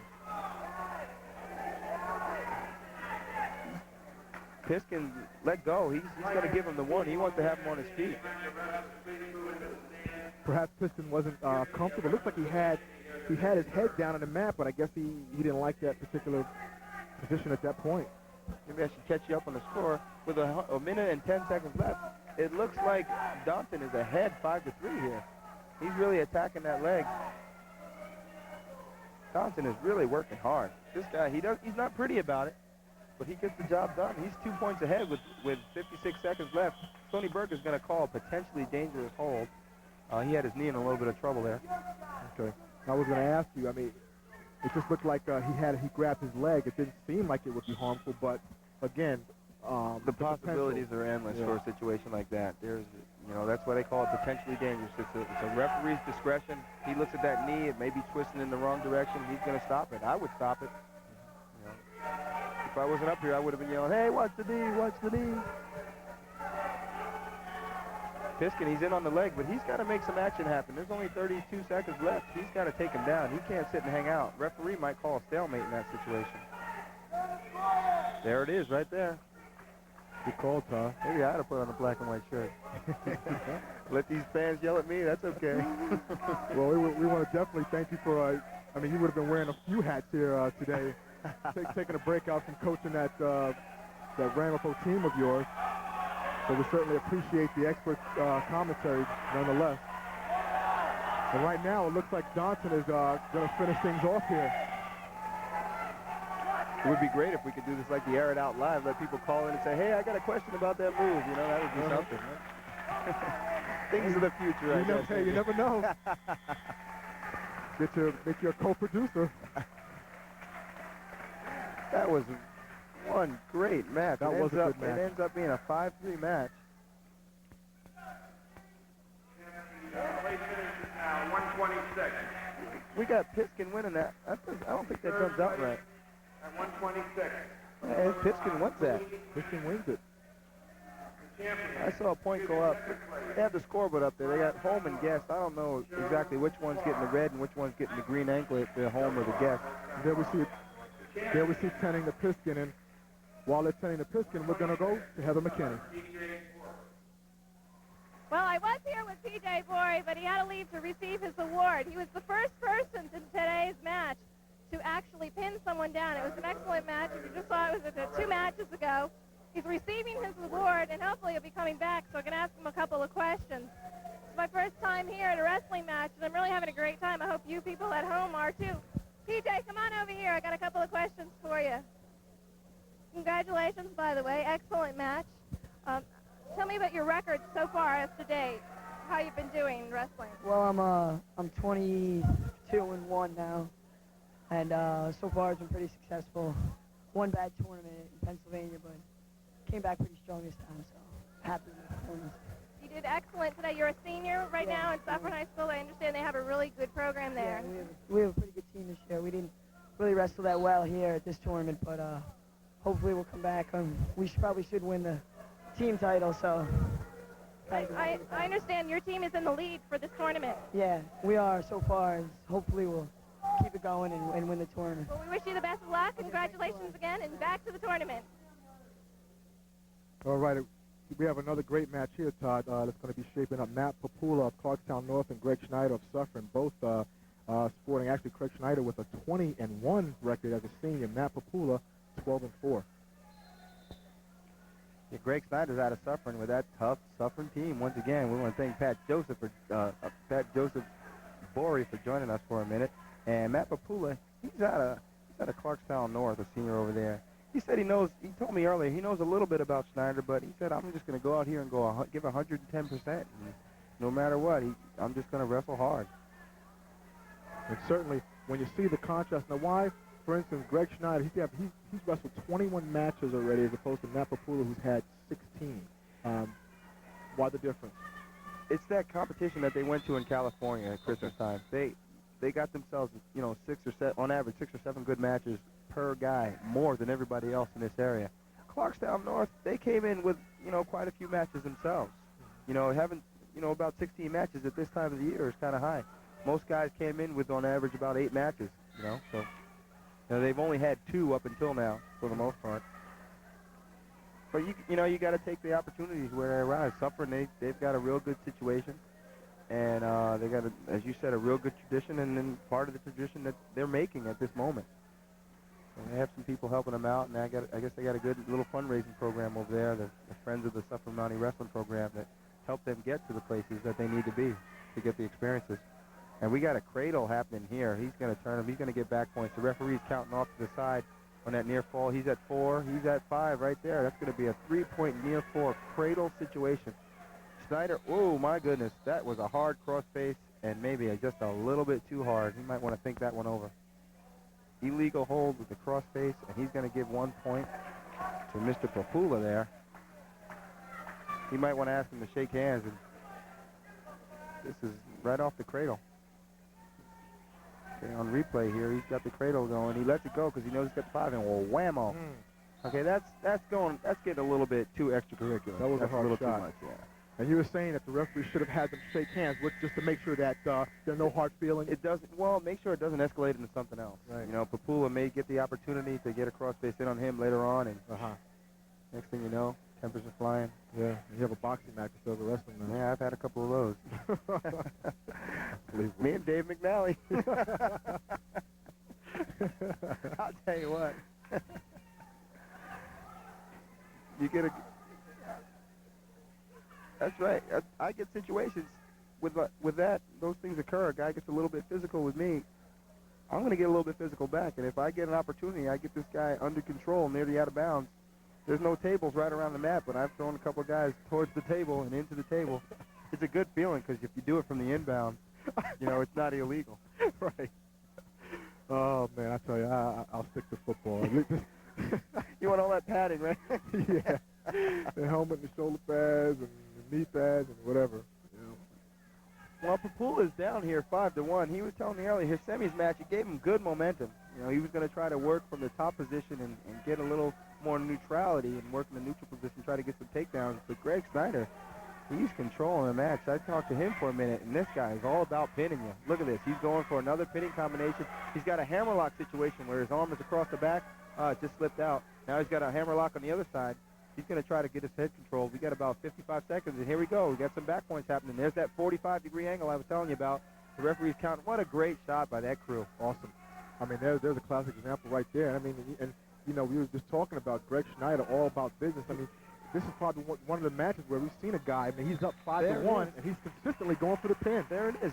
With that 3 points for that near fall, it made it 8-1, and now he gets the fall. Boy, he really took it to him. Greg Snyder is all about business. I'm liking this question. Now he extended to 21-1. Boy, now we see why he's 21-1. There he is. He gets the victory, raising up the hand there. Third place at 132. Yeah, here we go back to the near fall situation. And there he is. He put him on his back, and Papula, he says, well, I think I've had just about enough here. And the referee lets you know. So, woo, bang, it's over. So Greg there shaking his head a little bit. He said, I've got him. Good job. Now, I'll tell you what, we're getting some awards out here. I believe at the 132-pound class. We're going to take a second. But we have a real good match coming out. This Griff Powell, he's got a 20-1 8-0 record. Returning, I believe he was third in the state last year, you said it was? He finished second. Second in the states, and a third or fourth the year before that. This kid is really something else. He's something. You talk about somebody special. He goes out and he controls. And I'll tell you what, he told me he's had a cold. He's had the flu or something like that. He hasn't been feeling well. Missed a day or two of practice this week, but he's out there. He made weight, and he's ready to go. And here, you want to talk about the physicality. This other kid from Clarkstown South, Doug DeMarsico, he's a little bit bigger, but look at the muscular difference between these two. Griff Powell as opposed to DeMarcus. Yeah. Yeah. You know, I can see Griff is definitely well conditioned. Well, you know, he plays for the football team as well, and you know, I had an opportunity to talk to him a lot over the course of last year, and I mean, he's all about training. As you said, he is a man who puts his time in. I mean, if he's not wrestling, he's weightlifting. He's not weightlifting, he's running. Wrestling, exactly. If he's not running. And his record stands evidence to his commitment. That's right, no flaws. There it is. That's a nice head snap. I love that situation. Snap that guy down, spin around him, score 2 points. And go for the cradle from the feet. Look at this. He is all about business. Tell me, as a coach, Todd, I mean, to coach a guy like Griff, I mean, what kind of experience is that, would you think? When you have a blue chip, what you want to call a blue chip athlete like that, you know, they almost make it easy for you. But the problem is, the problems that they do have, they're real difficult problems. And you really got to do a lot of work as a coach. You got to do a lot of research as a coach to try to get down to the real nitty-gritty of what these guys' problems are. You know, that Suffolk team, all those guys are good, but, you know, I'll tell you what, all these guys here, they're good. This kid stands head and shoulders above everybody. You almost have to make special time just to work with him.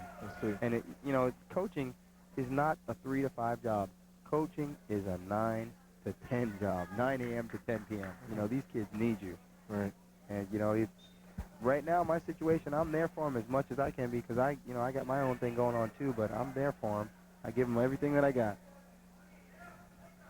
Griff Powell, he spends a lot of time. There's a wrestling club down in New Jersey called The Edge. He spends a lot of time working out down there. There's a couple of wrestlers that are putting their time in, and there's some people that are in the area locally that are trying to get a situation for our younger athletes to come in and train. I'm myself, I'm trying to get a little club-type situation where younger kids on a beginner level, intermediate level, and advanced level could come in and work out. As we come to the close of the period with a 8-0 score in favor of Griff Powell, all he needs is 7 more points, 7 more unanswered points, and he'll have a technical superior decision. He defers his choice after the coin flip to Doug DeMarsico. Oh, we're going to get a shot of that cradle on instant replay. He's really working hard. He comes up, puts his head too close to his knee, and there he goes. He takes it. Now all he's got to do. Now, up 8-zip, what do you think Griff is thinking right now? Is he going for those 7 points to end the match? What do you think? Yeah, he's got to be thinking about ending this match. He's got this kid. He's to the point where this kid's about to break. He doesn't really want to get away. This guy is just trying to find the end of that 6-minute match. Mm-hmm. But he's not rushing himself. He's taking it nice and slow. He's being very methodic. Because at this time, it's 8-0. You can get a little overzealous, get a little high like he is right now. He'll fix it. He'll bring himself back. But you don't want to go for too much because you can find yourself in trouble. Right. Because DeMarsico, like, he could be playing possum. He's saying, well, I'm just going to wait down here and find a little opening and take it to him. He just decided, I can't turn him. I'm going to put him on his feet. I'm going to take him back down again. Here I go. That was a pretty good shot and good defense, too. Look at the stance. Wow, he's got some polish. Boy, you just mentioned defense. It would seem like this is a sport where you're always on offense, but I guess not. Nice single leg tackle. Nice little inside reach for a single leg tackle. And 1 point for escape makes it 10-1. Snap down, spin around. There we go. 2 points. Just that easy. He makes it look simple, doesn't he? It's not. And he's just so quick, too. Yeah. He's going to try to let him up here. Okay, that's... No, he won't give it to him, I don't think. 12-2. No change. Says McTaggart, you're down. Face this way.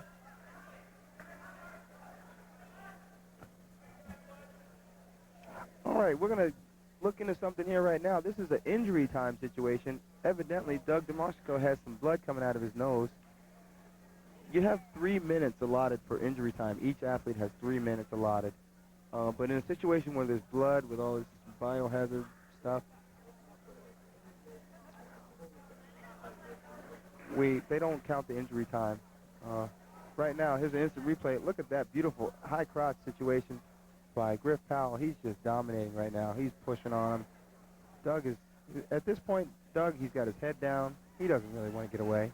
He just wants to get out of this match. It's unfortunate. You know, you have a kid who's the best kid in the state, and you know, you do your best. I quite honestly think he's done his best up to this point, and Griff scored 8 points on him in that first period. It makes it real hard for you. Now, a kid like DeMarsico, I mean, what do you think he has to do or he does coming away from this county tournament? Does he go kind of reflect back, maybe some things he can work on to get some wins under his belt? The clock's down. There he is, looking at Griff Powell. Doug DeMarsico, he's thinking now, well, and I know John Lorenzi's getting these matches on videotape, and he's going to take this back, and he's going to look at him, because he's not doing a bad job. It's 12-2. He's getting beaten here, but he's not getting dogged. Right. You know, he's still putting the effort in. Griff is getting all the technical. He's getting a lot of technical points. He's hitting good attacks. Griff isn't beating him up, that's for sure. But you know, Griff's got a lot of class. I don't think he's that kind of wrestler. He's going to go out and he's going to technique you. You know, I've talked to him. I actually met him just street side. He was with a girl by the name of Vicky Zumo, who's a world medalist for our country. She's out of New Jersey as well. She wrestles for my club, the New York Athletic Club, and I know she trains at the Edge from time to time, so she's gotten to know Griff. I saw them together one day, just out of nowhere. Kind of shocked me. But Griff is he's a perfect gentleman. He really likes to train. He gets the fall here with the cradle. You know, that was a good match. That's a good match for both wrestlers, you know. Terrific job. Doug DeMarsico, a little outclassed, but he gave it his all. So Powell will extend his record to 21-0. We're going to get a look at his fall here of this cradle. He's really got him locked tight.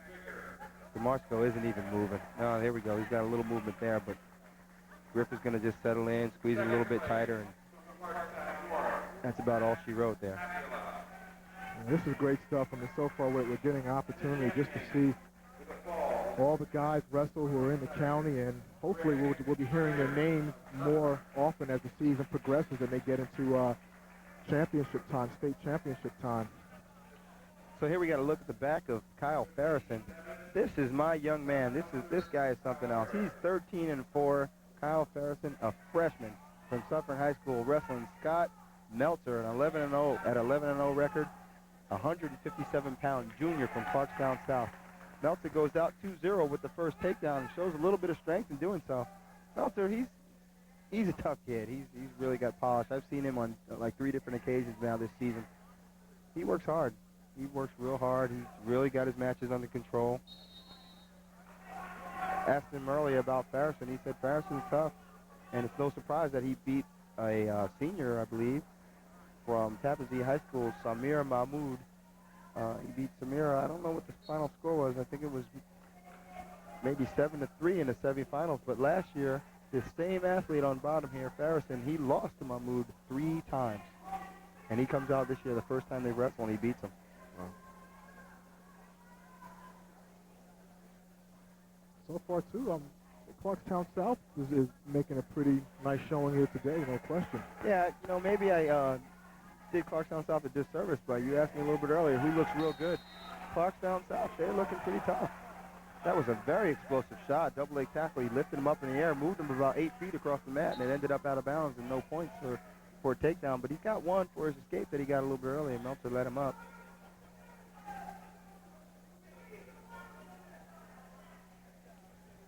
You know, you talk about, I asked Farrison, you know, what did it take for him to make the lineup as a freshman at 157 pounds? He said, well, I had to wrestle my best friend off to make the lineup. And I said, well, you know, how do you feel about that? He said, you know something? While you're wrestling, it's like a job. He said, but after it's all over, we're friends and there's no tension. So that's real good. You talk about maturity. This kid is 14 years old. Yeah. He can barely ride a bicycle. I know. What a good shot. Melcher's got some good defense, though. He's real strong. He's keeping his head down. He's got his hand inside the leg there. He's blocking him from going around. really kind of stifling his movement. So we may be seeing more of Kyle Farrison probably in the fall because he's supposed to be an outstanding football player as well. I look back, I'm looking at this kid and I'm thinking 9th grade. Kyle, he's got an interesting spelling for his name, K-H-Y-L, Kyle Farrison.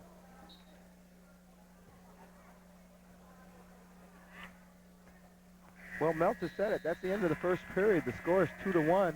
Meltzer said it. You know, I feel pretty prepared. I'm going to come out fired up, and so far he's done that. He scored his takedown. He did it in, you know, real good fashion. The coin toss comes up to be Farrison's choice, and he chooses down, so we'll get a good look at him getting set in his referee's position. Now, why would you want to go down first, Todd? Well, he's going to try to get away. He thinks that Meltzer can't score on him. He can't put him on his back. He's going to try to get away and get his 1 point first. Oh, I see. And then he's going to try to get the takedown. Takes him up high, but he doesn't come down too well.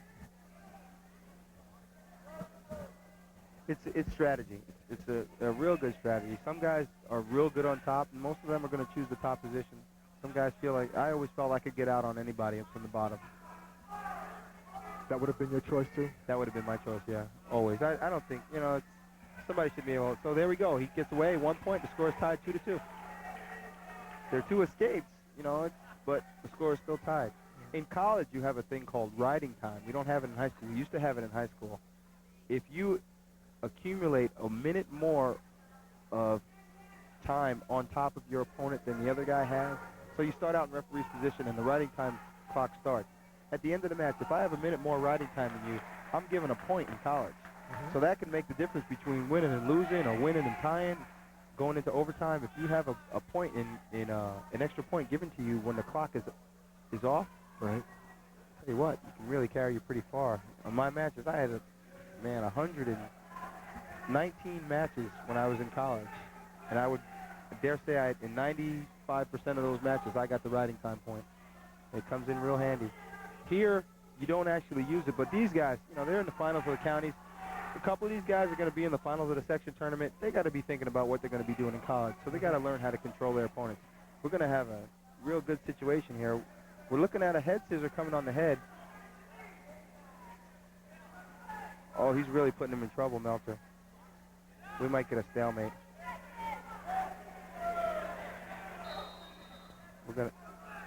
We're gonna get a head scissor, illegal hold. You saw it. That was a real good shot of it. The referees are conferring. They're trying to figure out if, in fact, it was a head scissor or if he wasn't. Here's a replay. We're gonna see his legs hook around his head, but because he doesn't extend his legs in this position, it's not an official head scissor. Okay, he never extended his legs. If he were to squeeze his head like that, then we'd have a problem. You know, he was just trying to get out of the situation. That was a really tough situation. It's 4-3 at the end of the second period. Meltzer's going to have his decision. He's going to choose down. His coach gives him the signal, take down, man. You got to get out of there.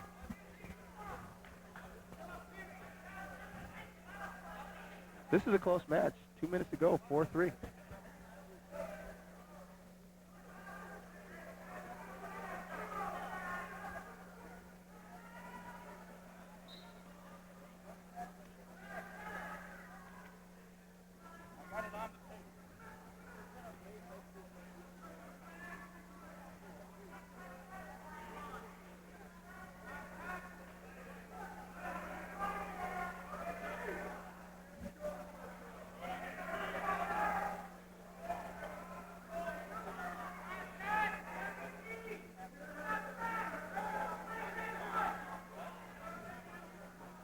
Farrison looked like he's trying to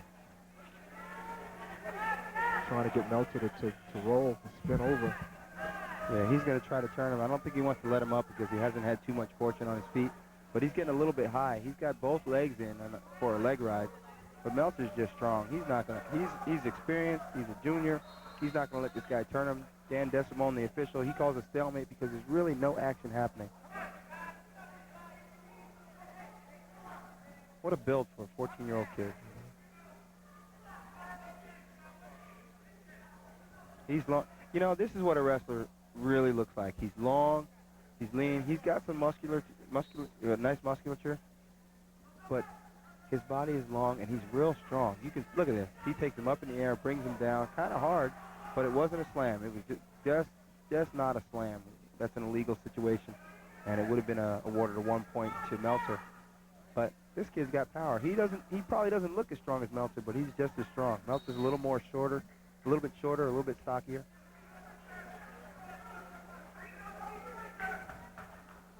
A little bit thicker. And Meltzer elects to go down again this time. Yeah, he's still down. He hasn't gotten away yet. See, now this is where that riding time point could come into play. He's ridden him for 1 minute and 12 seconds. Meltzer hasn't had a whole lot of time on top of, and he's going to try to lift him again. He hasn't had a whole lot of time on top of Kyle. And here we go out of bounds, and we're coming back. If this were college, this could be a different situation coming to the end here. Meltzer, you would see Meltzer. He'd be a lot more intent on getting away. Right now, he's just trying to kind of coast this last 2 minutes out. Well, if possible, just get a point for an escape. Huh? He's not really trying that hard. He does. Right now, on Meltzer's mind, that's a good point. On his mind is, I don't want to make any mistakes. I don't want to go to my back. I'm going to try to get away, but I'm not going to try so hard. You know, if he keeps me under control, as long as he doesn't put me on my back, I'm fine. I still win. I'm ahead 4-3. Right. That's like running a mile, you know, being in the Olympics, running a mile and being 5 yards ahead and telling yourself, all I got to do is keep my pace and not let this guy catch me. I'm comfortable right now.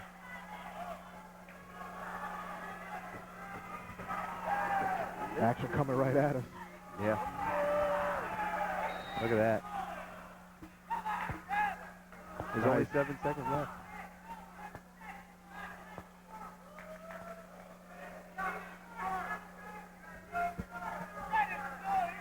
And again, I guess Meltzer's saying, hey, Farrison, you're going to have to beat me. You're going to have to pin me.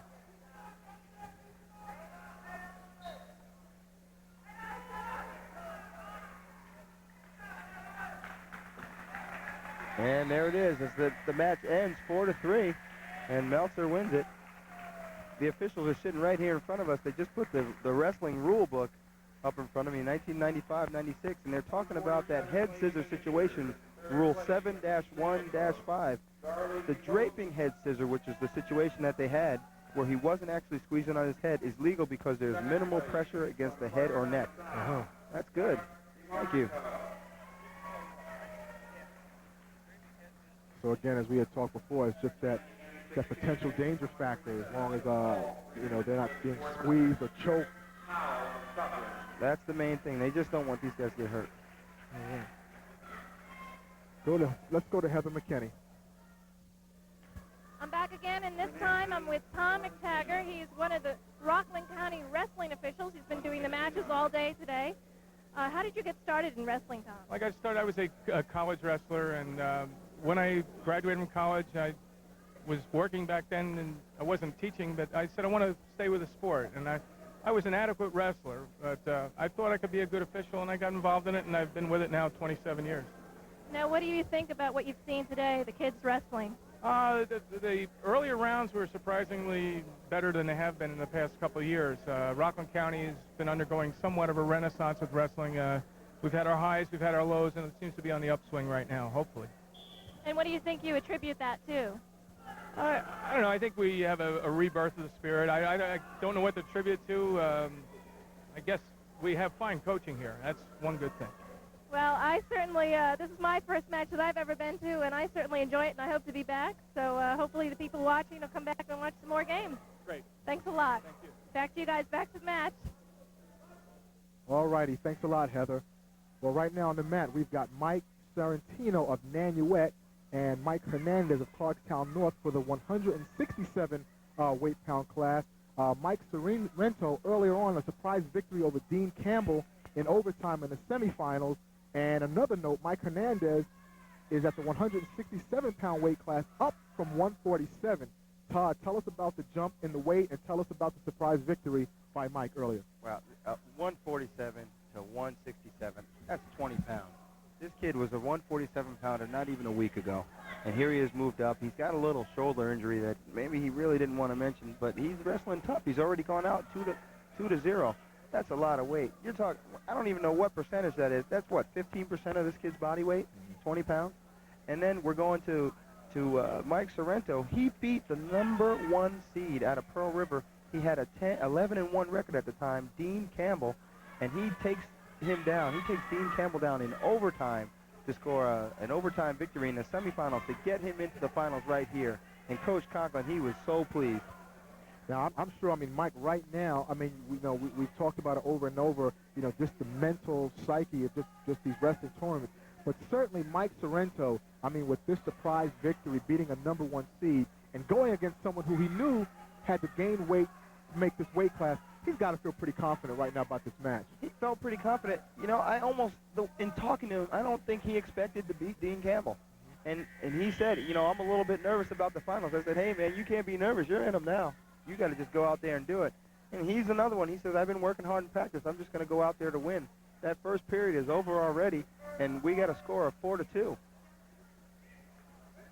The coin toss came up for Mike Sorrento, and he deferred it.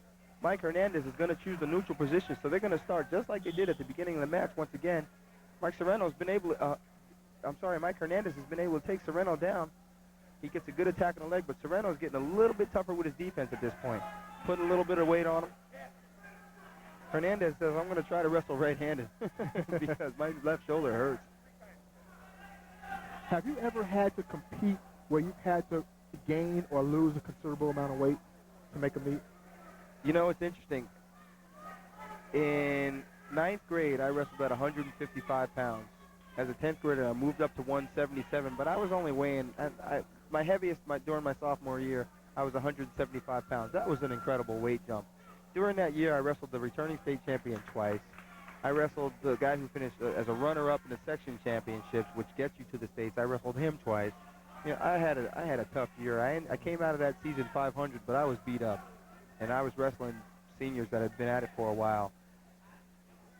Later on in my career, most recently in 1991, I had a herniated disc in my neck. I had to retire and jump out of sport. I was a 198-pounder at the time, and in my off season, in my time off, I had actually quit. I went back to school. We got a pin. Let me get back to that. We got a pin situation here for Hernandez. He's got Sorrentino on his back. He's ahead 6-2. He's got 3 points out of this. He's going to be 9-2. We got 33 seconds left, and Sorrentino's thinking about nothing but getting off his back. And he's almost made it.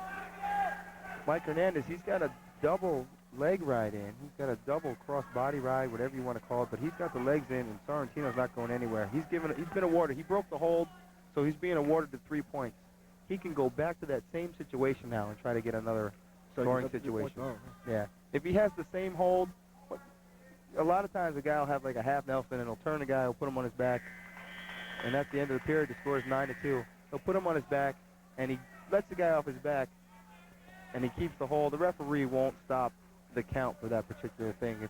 If he takes him back over, he won't be awarded another 2 points. He's got to hold him for 3 to get to 5, let it go, and go back to it. Look at this. He's got him pretty well wrapped up. A lot of people talk about, man, you guys get wrapped up like pretzels, and that's what we got right there. Sorrentino is just trying to get some time to get out of there. Going back to what I was saying, in that time that I was off, I went back to school at Boston University and got my degree in education, and in that time, I went from 198 pounds, I was a 218-pounder. I just got bigger, I was comfortable, and I just wasn't working out. I wasn't training like a world-class athlete. We got a little break for injury time here. Hernandez hurt that shoulder, hurt that arm.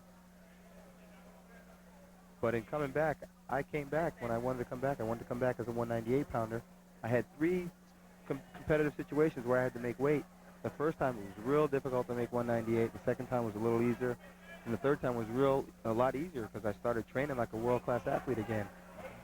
Next thing I know, I'm looking at the scales after my workout, and I'm only weighing 193 pounds when I'm finishing my workout. So I decided, well, it's either wrestle 198 or wrestle 180, and the 198-pounders are all cutting 15 to 20 pounds.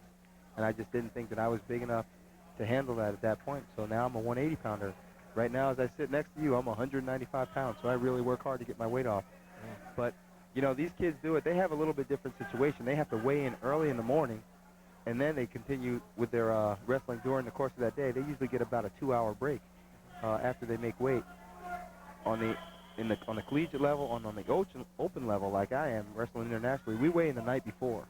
So we have time we'll actually get a little bit dehydrated, you know, just kind of close. I'm really usually sweating when I step on the scale, so if I ever have to go back and get a little bit more off, I do. But I'm taking the weight off, and I'm replenishing right after I make weight. And we have overnight, we have a good 12 hours to get ourselves together before we have to wrestle. It's a little bit harder in high school, and they do that to deter them from really cutting a lot of weight, just going out there and trying to have fun. I want to just continue to welcome the folks at home who are watching the finals of the Rockland County Wrestling Tournament. I'm here, Damian Riley, with Todd Giles, world Olympian. We're here at the the Tappan Zee High School for the County Wrestling Championship, and right now on the mat, continuing their match is Mike Hernandez of Clarkstown North and Mike Sorrentino of Nanuet. I'll tell you what, there's 28 seconds left. It's 13-2. Hernandez is beating Mike Sorrentino.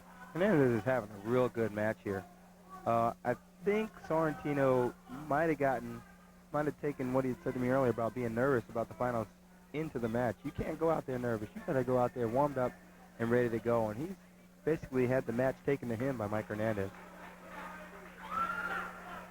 You know, it's funny. You know, some people cut weight. They do this, they do that. But at this point, Mike Hernandez isn't cutting weight, and he'll come out with a 13-4 victory. And he said he didn't have the pressure of having to make weight. You know, so he's probably not going to go 147 anymore. Incredible. I would say that's a definite achievement for Hernandez. Yes, definitely.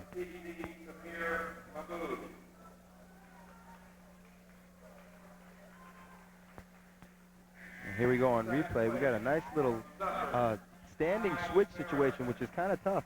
And Hernandez just steps right over. That's classic. That's classic. And he works his hands around. He's real active with his hands. Do you notice that? He's real active with his hands. He moves his hands around, and he keeps that guy on his back. Terrific job by both athletes, nonetheless. There we take a look at our winner there. We've got Eddie Evans and Dan Delote. Eddie Evans of Nyack and Dan Deloche, of Clarkstown South. Dan Deloche, he's a senior from Clarkstown South. He's 7-3. He's a 4-year wrestler. Eddie Evans is a junior with a 6-3 record. So they're pretty closely matched. Both of these athletes, I'm pretty sure both of them play football. We had I think I read something about Eddie Evans in the Journal News, did I not? Yeah, Eddie Evans is one of the star running backs for Nyack. A lot of rushing yards this year, key to their championship run this last year. Very good athlete. You know, I want to take an opportunity to thank the wrestlers that I actually did get an opportunity to talk to. I think I talked to all but 2 of them after their semifinal match. I know you guys had a lot on your mind. You were thinking about a lot. But thanks for sitting down with me for a minute or 2, whatever it took to get you guys, get a little information about you so we can make this a little bit personal for you. You know, I feel like I know a little bit of you guys. And I must say, you guys were all very, very polite. Thanks a lot. One of the pleasures that we've definitely had this year in just doing Rockland County football, and we're into the basketball season. Just working with these young men, the athletes, and certainly the young women that we'll be working with soon. Very, very classy. You know, a lot of them are, well coached and well taught. And it's just great. It's a great example, I think, of just the type of athletic programs that are in Rockland County. It's been a real treat to call these games and meets. These guys are really scrambling. We got 15 seconds left in the first period. We have no score. We've had, it must have been 4 or 5 potential takedowns, potential scores right there, and they have just been scrambling. The coaches are confused. The refs are confused. They're talking to each other. The athletes are just like, hey, let us go. Come on. We want to get busy. There's 13 seconds left in the first period. There's no score. They're both up. These guys are really digging down deep. Pretty good single, outside reach. His head's down. A lot of these guys got to know. I'll give you guys all a little coaching pointer. If you're going to take single leg shots or double leg shots, your head has to be up looking where you're going. It strengthens your body so much more. It puts your back in a better position anatomically. And you're going to be able to get this guy off balance a little bit better just seeing where you're going. So there's a coaching point for you guys. All right, not right now. I'm going into the second period. Right now, there's no score. What do these two guys need to do now to try and spark something here? Well, they've really gotten acquainted now. And fortunately for both of them, neither guy is ahead. They're deadlocked at 0. At this point, Dan DeLoach, he's chosen the bottom position. He's going to have to try to get out. He's another one. He hurt his shoulder in his first match, but still got the pin in his first match. He had to wrestle his second match with that sore shoulder, won that by 1 or 2 points. So he's another one. He's out here wrestling righty.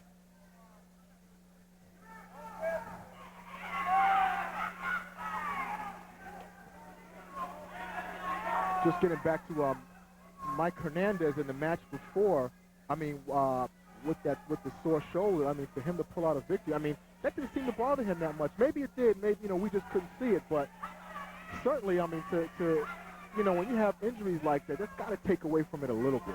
Yeah, well, like I said, the chances of getting injured in this sport, they're almost 100%. They're 99%. Even when I talked to him after a semifinal match, he was sitting there with his ice on his shoulder.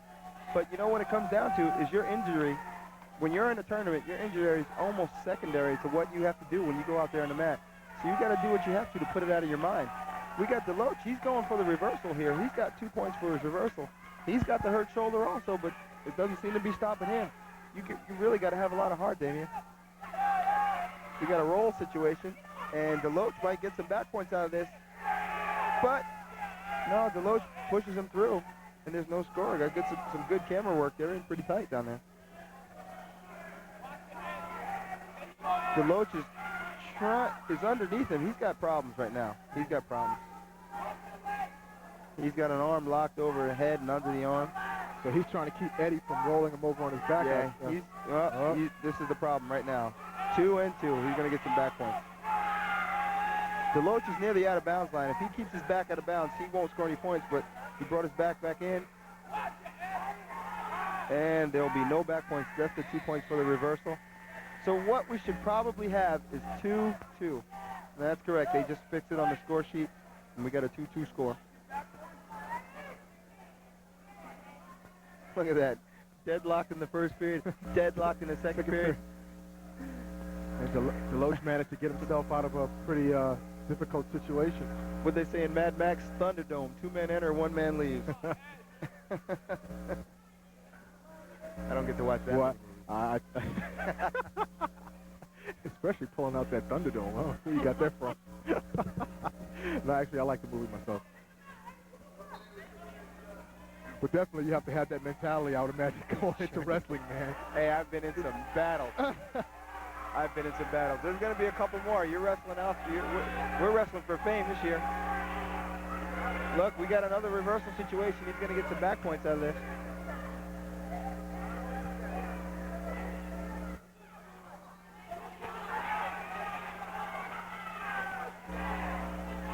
And Evans is going to go out to a 6-2 lead in the third period. DeLoach might have him in a little bit of trouble. Evans is a little high. DeLoach just needs to grab onto that head, and Evans rolls him through. Wow. That was a good exchange. Looked like Eddie's doing a little talking down there, too, man. Does much of that go on? Looked like he... You don't get a lot, not in a situation like this, no. But I'll tell you what, we got a problem. Whoa. Holy cow. Look at this. Look at this. We might get a fall. We might get a fall. Wow. These guys, they're putting it all out there. They're giving it. There's 55 seconds left. At this point, what does DeLoach need to do? DeLoach has got to fall. He would have gone out ahead 7-6, but he gets the pin of Eddie Evans. Wow. Look at him. Evans can't even get up. Wow. He's shaking. Can't believe it. That lock might have been real tight.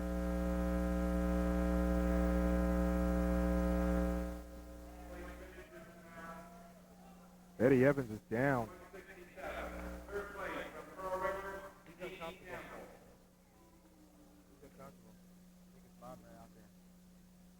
Yeah, Eddie Evans' mom's out there on the court. That might not be the best place for her. She came away upset, yeah. Might be the time for the doctor or the trainer to get a look at him. I think he's all right. I think he's just shaken up over the situation. He had a tight lock on him. One of my wrestlers, Tony Duarte, he had a situation like that. He got tossed and it was in a lock situation, and he kind of lost it a little bit. He's all right. Yeah, he's all right. Don't worry about it. Just a little upset. These things happen. Good match, DeLoach. Excellent match. No question. It looked for a minute there like DeLoach was going to let this one get away from him, but he seemed to maintain his poise and cool and came up with a good pin there on Eddie Evans. It ended up not to be so. Eddie Evans is still having some problems there on the sideline. There's his mom, who's definitely concerned. Yeah. It'll be all right, Mom. Yeah. You know, moms, boy, that's her baby. I'll tell you a funny story. I wrestled the qualifiers in Empire State Games once. My mother came to watch me wrestle. She had never seen me wrestle before. 3 years of high school, and I'm wrestling in, I think I'm in my second year of college. She hadn't seen me wrestle. She just couldn't deal with it. She used to come watch me play football. And she shows up. I beat this guy 14-2. And for one point, he was on top of me, and it looked like he was hurting me. It wasn't hurting me. I was just trying to bide my time. Right. My mother left the room. She's crying. Tears all over the place. She goes, "Don't be mad if I never come watch you again. I can't stand that. You're still my baby. I don't care how big you are." Here we got Jim Stokes and Mike Adacey or Ducey, I believe. Yeah, Mike Adacey. No doubt, two heavyweights out there.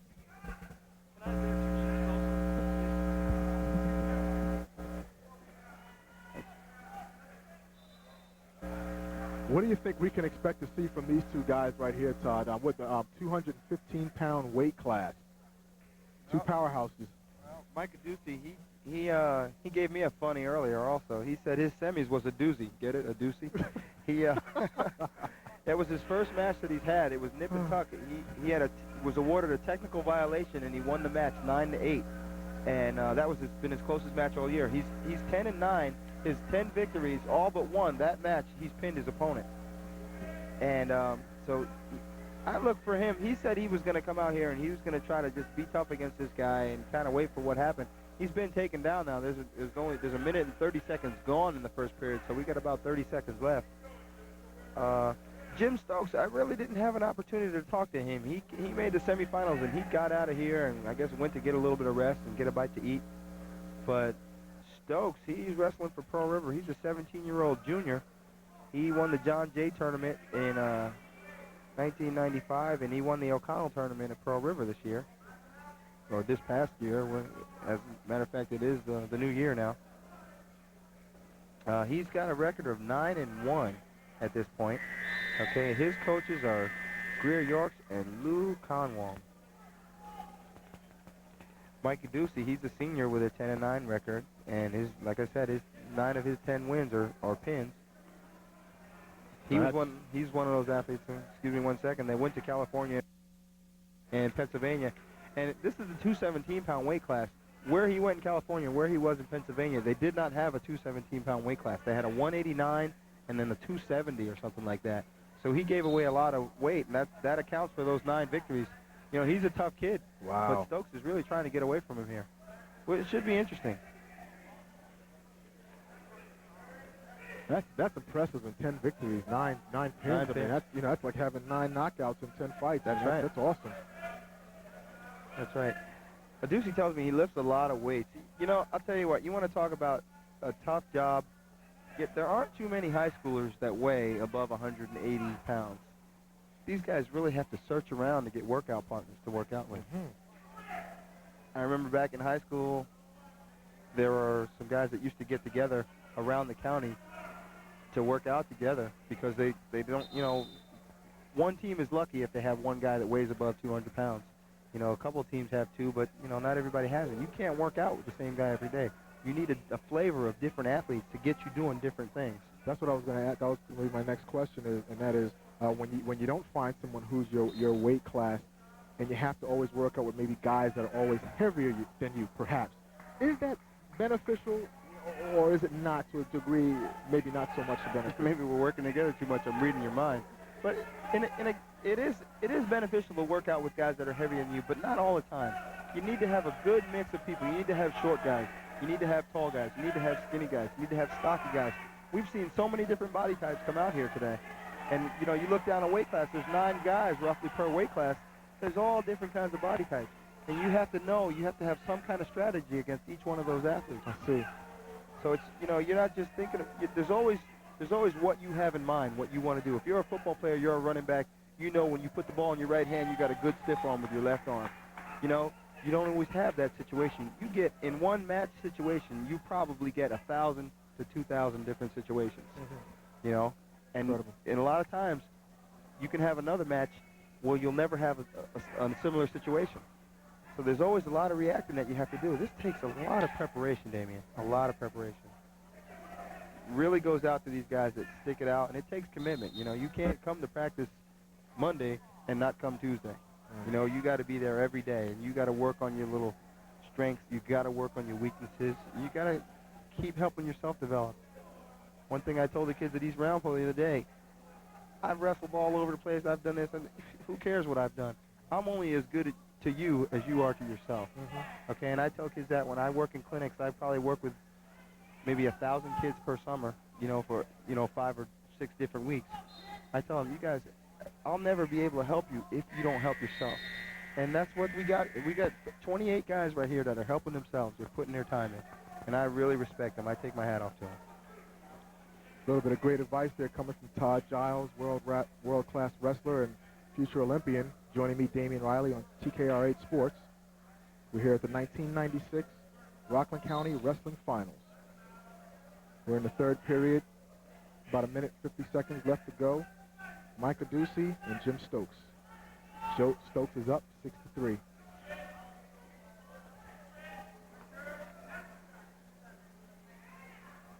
And see, now we're talking about that comparison that you said. What's the difference like between those little guys? Look at the muscles on this guy. Wow. There's a big difference. The action slows down. You see a lot more brute strength. But these guys still, they have to work on their explosive strength. You saw in the first period and the second period, these guys are using some explosion to get to one another.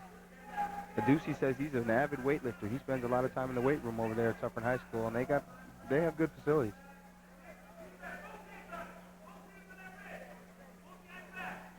It's late in the match. There's about 1 minute and 10 seconds left. And Stokes seems to be pretty well in control. I think he's gotten Ducey tired to a point where he can control him pretty well. But Ducey's going to pick up a stalling call because he's really not trying to get away. You have to make an effort to maintain your base and get away from your opponent. And he doesn't have referee McTaggart convinced there. Todd, when would you say a wrestling athlete peaks in their career? I mean, or reaches the peak? I mean, high school, college, beyond that, what do you think? It's a very broad range. You know, I've seen some guys that have peaked when they were 18, 19 years old. I saw some guys that Chris Campbell, you know, he made the Olympic team at 37 years of age. Right. You know, he was, I don't know if he was at his peak at that time, but, I mean, he was good enough to beat everybody else in the country in 198. He was a 198-pound freestyler. Right. He was the best. We had some really good athletes at that weight class.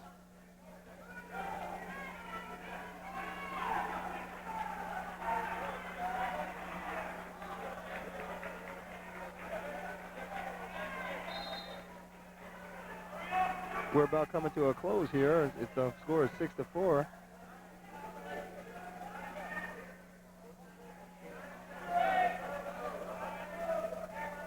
Okay, as we wind down to the end of this period, Stokes wins by a score of 6-4 over Micah Ducey. And right now, TKR8 will take a break.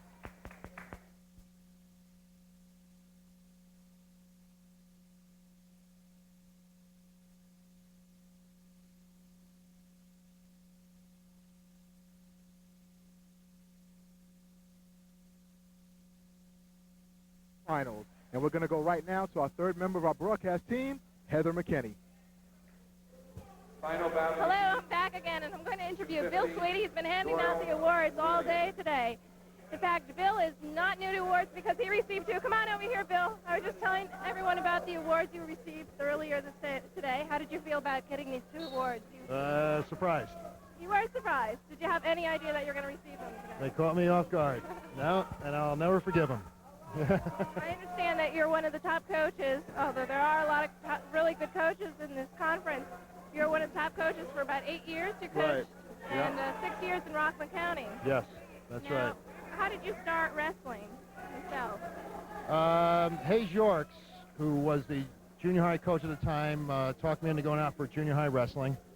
And so that was about 30 or 35 years ago. And then I wrestled through high school and college and coached, and here I am. Now, I understand you were very good in wrestling. You were All-American in Right. college. Yeah. What do you attribute to that, too? The coaching staff or the people that in this area coach wrestling? I understand is very big in Rockland County. Yes, it is. Yeah. Yeah. I guess it's just an attitude. We had a good program at Pearl River. We had Tom Canny and Coach Dag as our head coaches, and Hayes York as our assistant coach. So it's just something that carried over into college, that whole type of program. So. I understand you're not wrestling anymore, but you are on camera a lot. Right. Tell me a little bit about that. Right. Since I stopped coaching, I've been an actor, doing soap operas, commercials, a few grade B movies. Oh. You gonna see in anything soon? I just did a low-budget movie called Bloodletters, and maybe it might make the theaters. I don't know. So we'll see. Well, we'll be certainly watching out for you in the movie theaters around. So thanks a lot for coming out and helping everything today. And the best of luck to you in your career. All right, my pleasure. Back to the match. It seems really exciting out there.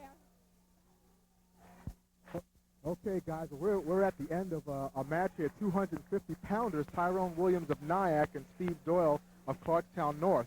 And Tyrone Williams just won that match. And Todd, you had predicted before we even got started here this was going to be a quick one. Why? I said this was going to be pretty quick. This Tyrone Williams, he's a big guy, but he's really athletic.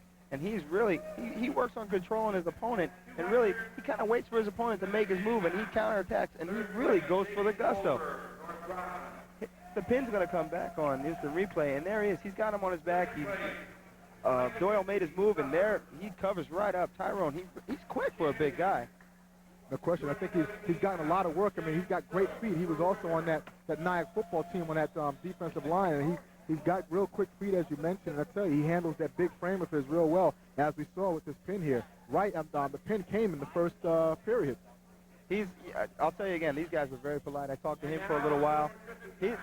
This young man right here, he has my cousin as a teacher at Nyack High School. My cousin Lynn Giles. Say hello to Lynn out there. You got your boys doing real well, and this guy has a lot to look forward to. He looks real good out there. Wow, I'll tell you what, this has been some day, some event. And I tell you, the finals was everything that we felt it would be, a lot of good competition.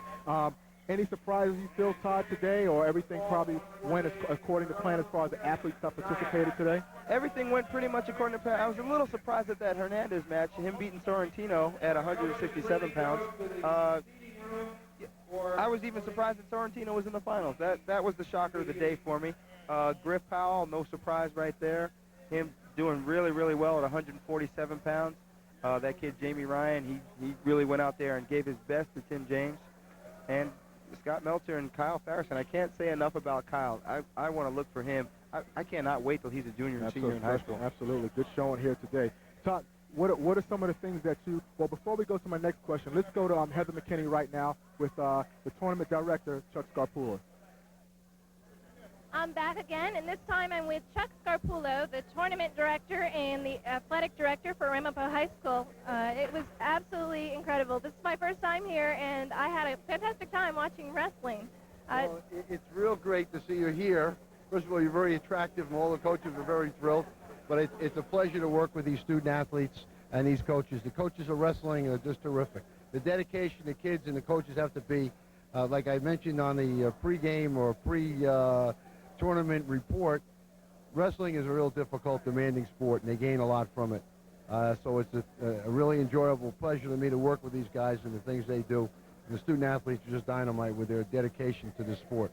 Yeah, they do seem very dedicated, and one thing I knew about wrestling coming in is that there are a lot about the diets. You always hear about wrestlers starving themselves and having to get down to a weight because they're weighed in during the morning. Tell me a little bit about that. How is it? Well, I tell you what, most of the coaches around here make the kids, they don't suck weight down, and they work them out so the kids lose all their fat, and they want to get them to a weight where they're not heavy, but in the same token, they're strong enough to wrestle. It's a very demanding sport, so none of our coaches in Rockland County believe in really dragging a kid down in terms of weight. And the kids perform because they have their strength, they're in tremendous condition, and the coach truly believe in diet and everything else, but they're not interested in demanding a kid to lose tremendous amount of weight and suck himself down and not really, have all his efficiency up. So I can't tell you enough about people like Bill Sweet, our Service Award winner, Tom Canny. Go right down the line. Every one of our coaches in Rockland County are just very, very special people. Well, thanks a lot for having us here today. Hopefully we'll get another chance to report on wrestling because it was a fantastic time here. Well, I'd like to invite you back for next year, and I can just about tell you it's approximately the same date next year. It'll probably be in Clarkstown South, and I'd like to get even more people from Rockland to come and enjoy this in person. But it was a pleasure that you guys helped us promote this, and I thank you. Well, thanks again. Okay. And stay tuned because next Saturday you'll be watching football. We're going to play Clarkstown South against Spring Valley, so you don't want to miss it. See you later back then. All right, folks, it'll be basketball next Saturday at 5:30 p.m. Clarkstown South going against Spring Valley. And just listening to Chuck Scarpula there, the boy, I tell you, he knew my wife was coming here to pick me up today, and he said, I want to meet her. I said, no way, you're not going there.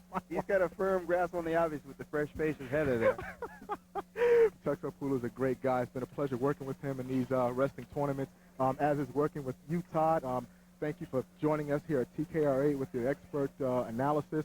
And we just want to let the fans at home know that Freddie Coleman is all right. He was supposed to call the game with Todd Giles today, but he's here, he's okay, and he'll be joining me next week along with Heather McKinney to do the Clarkstown North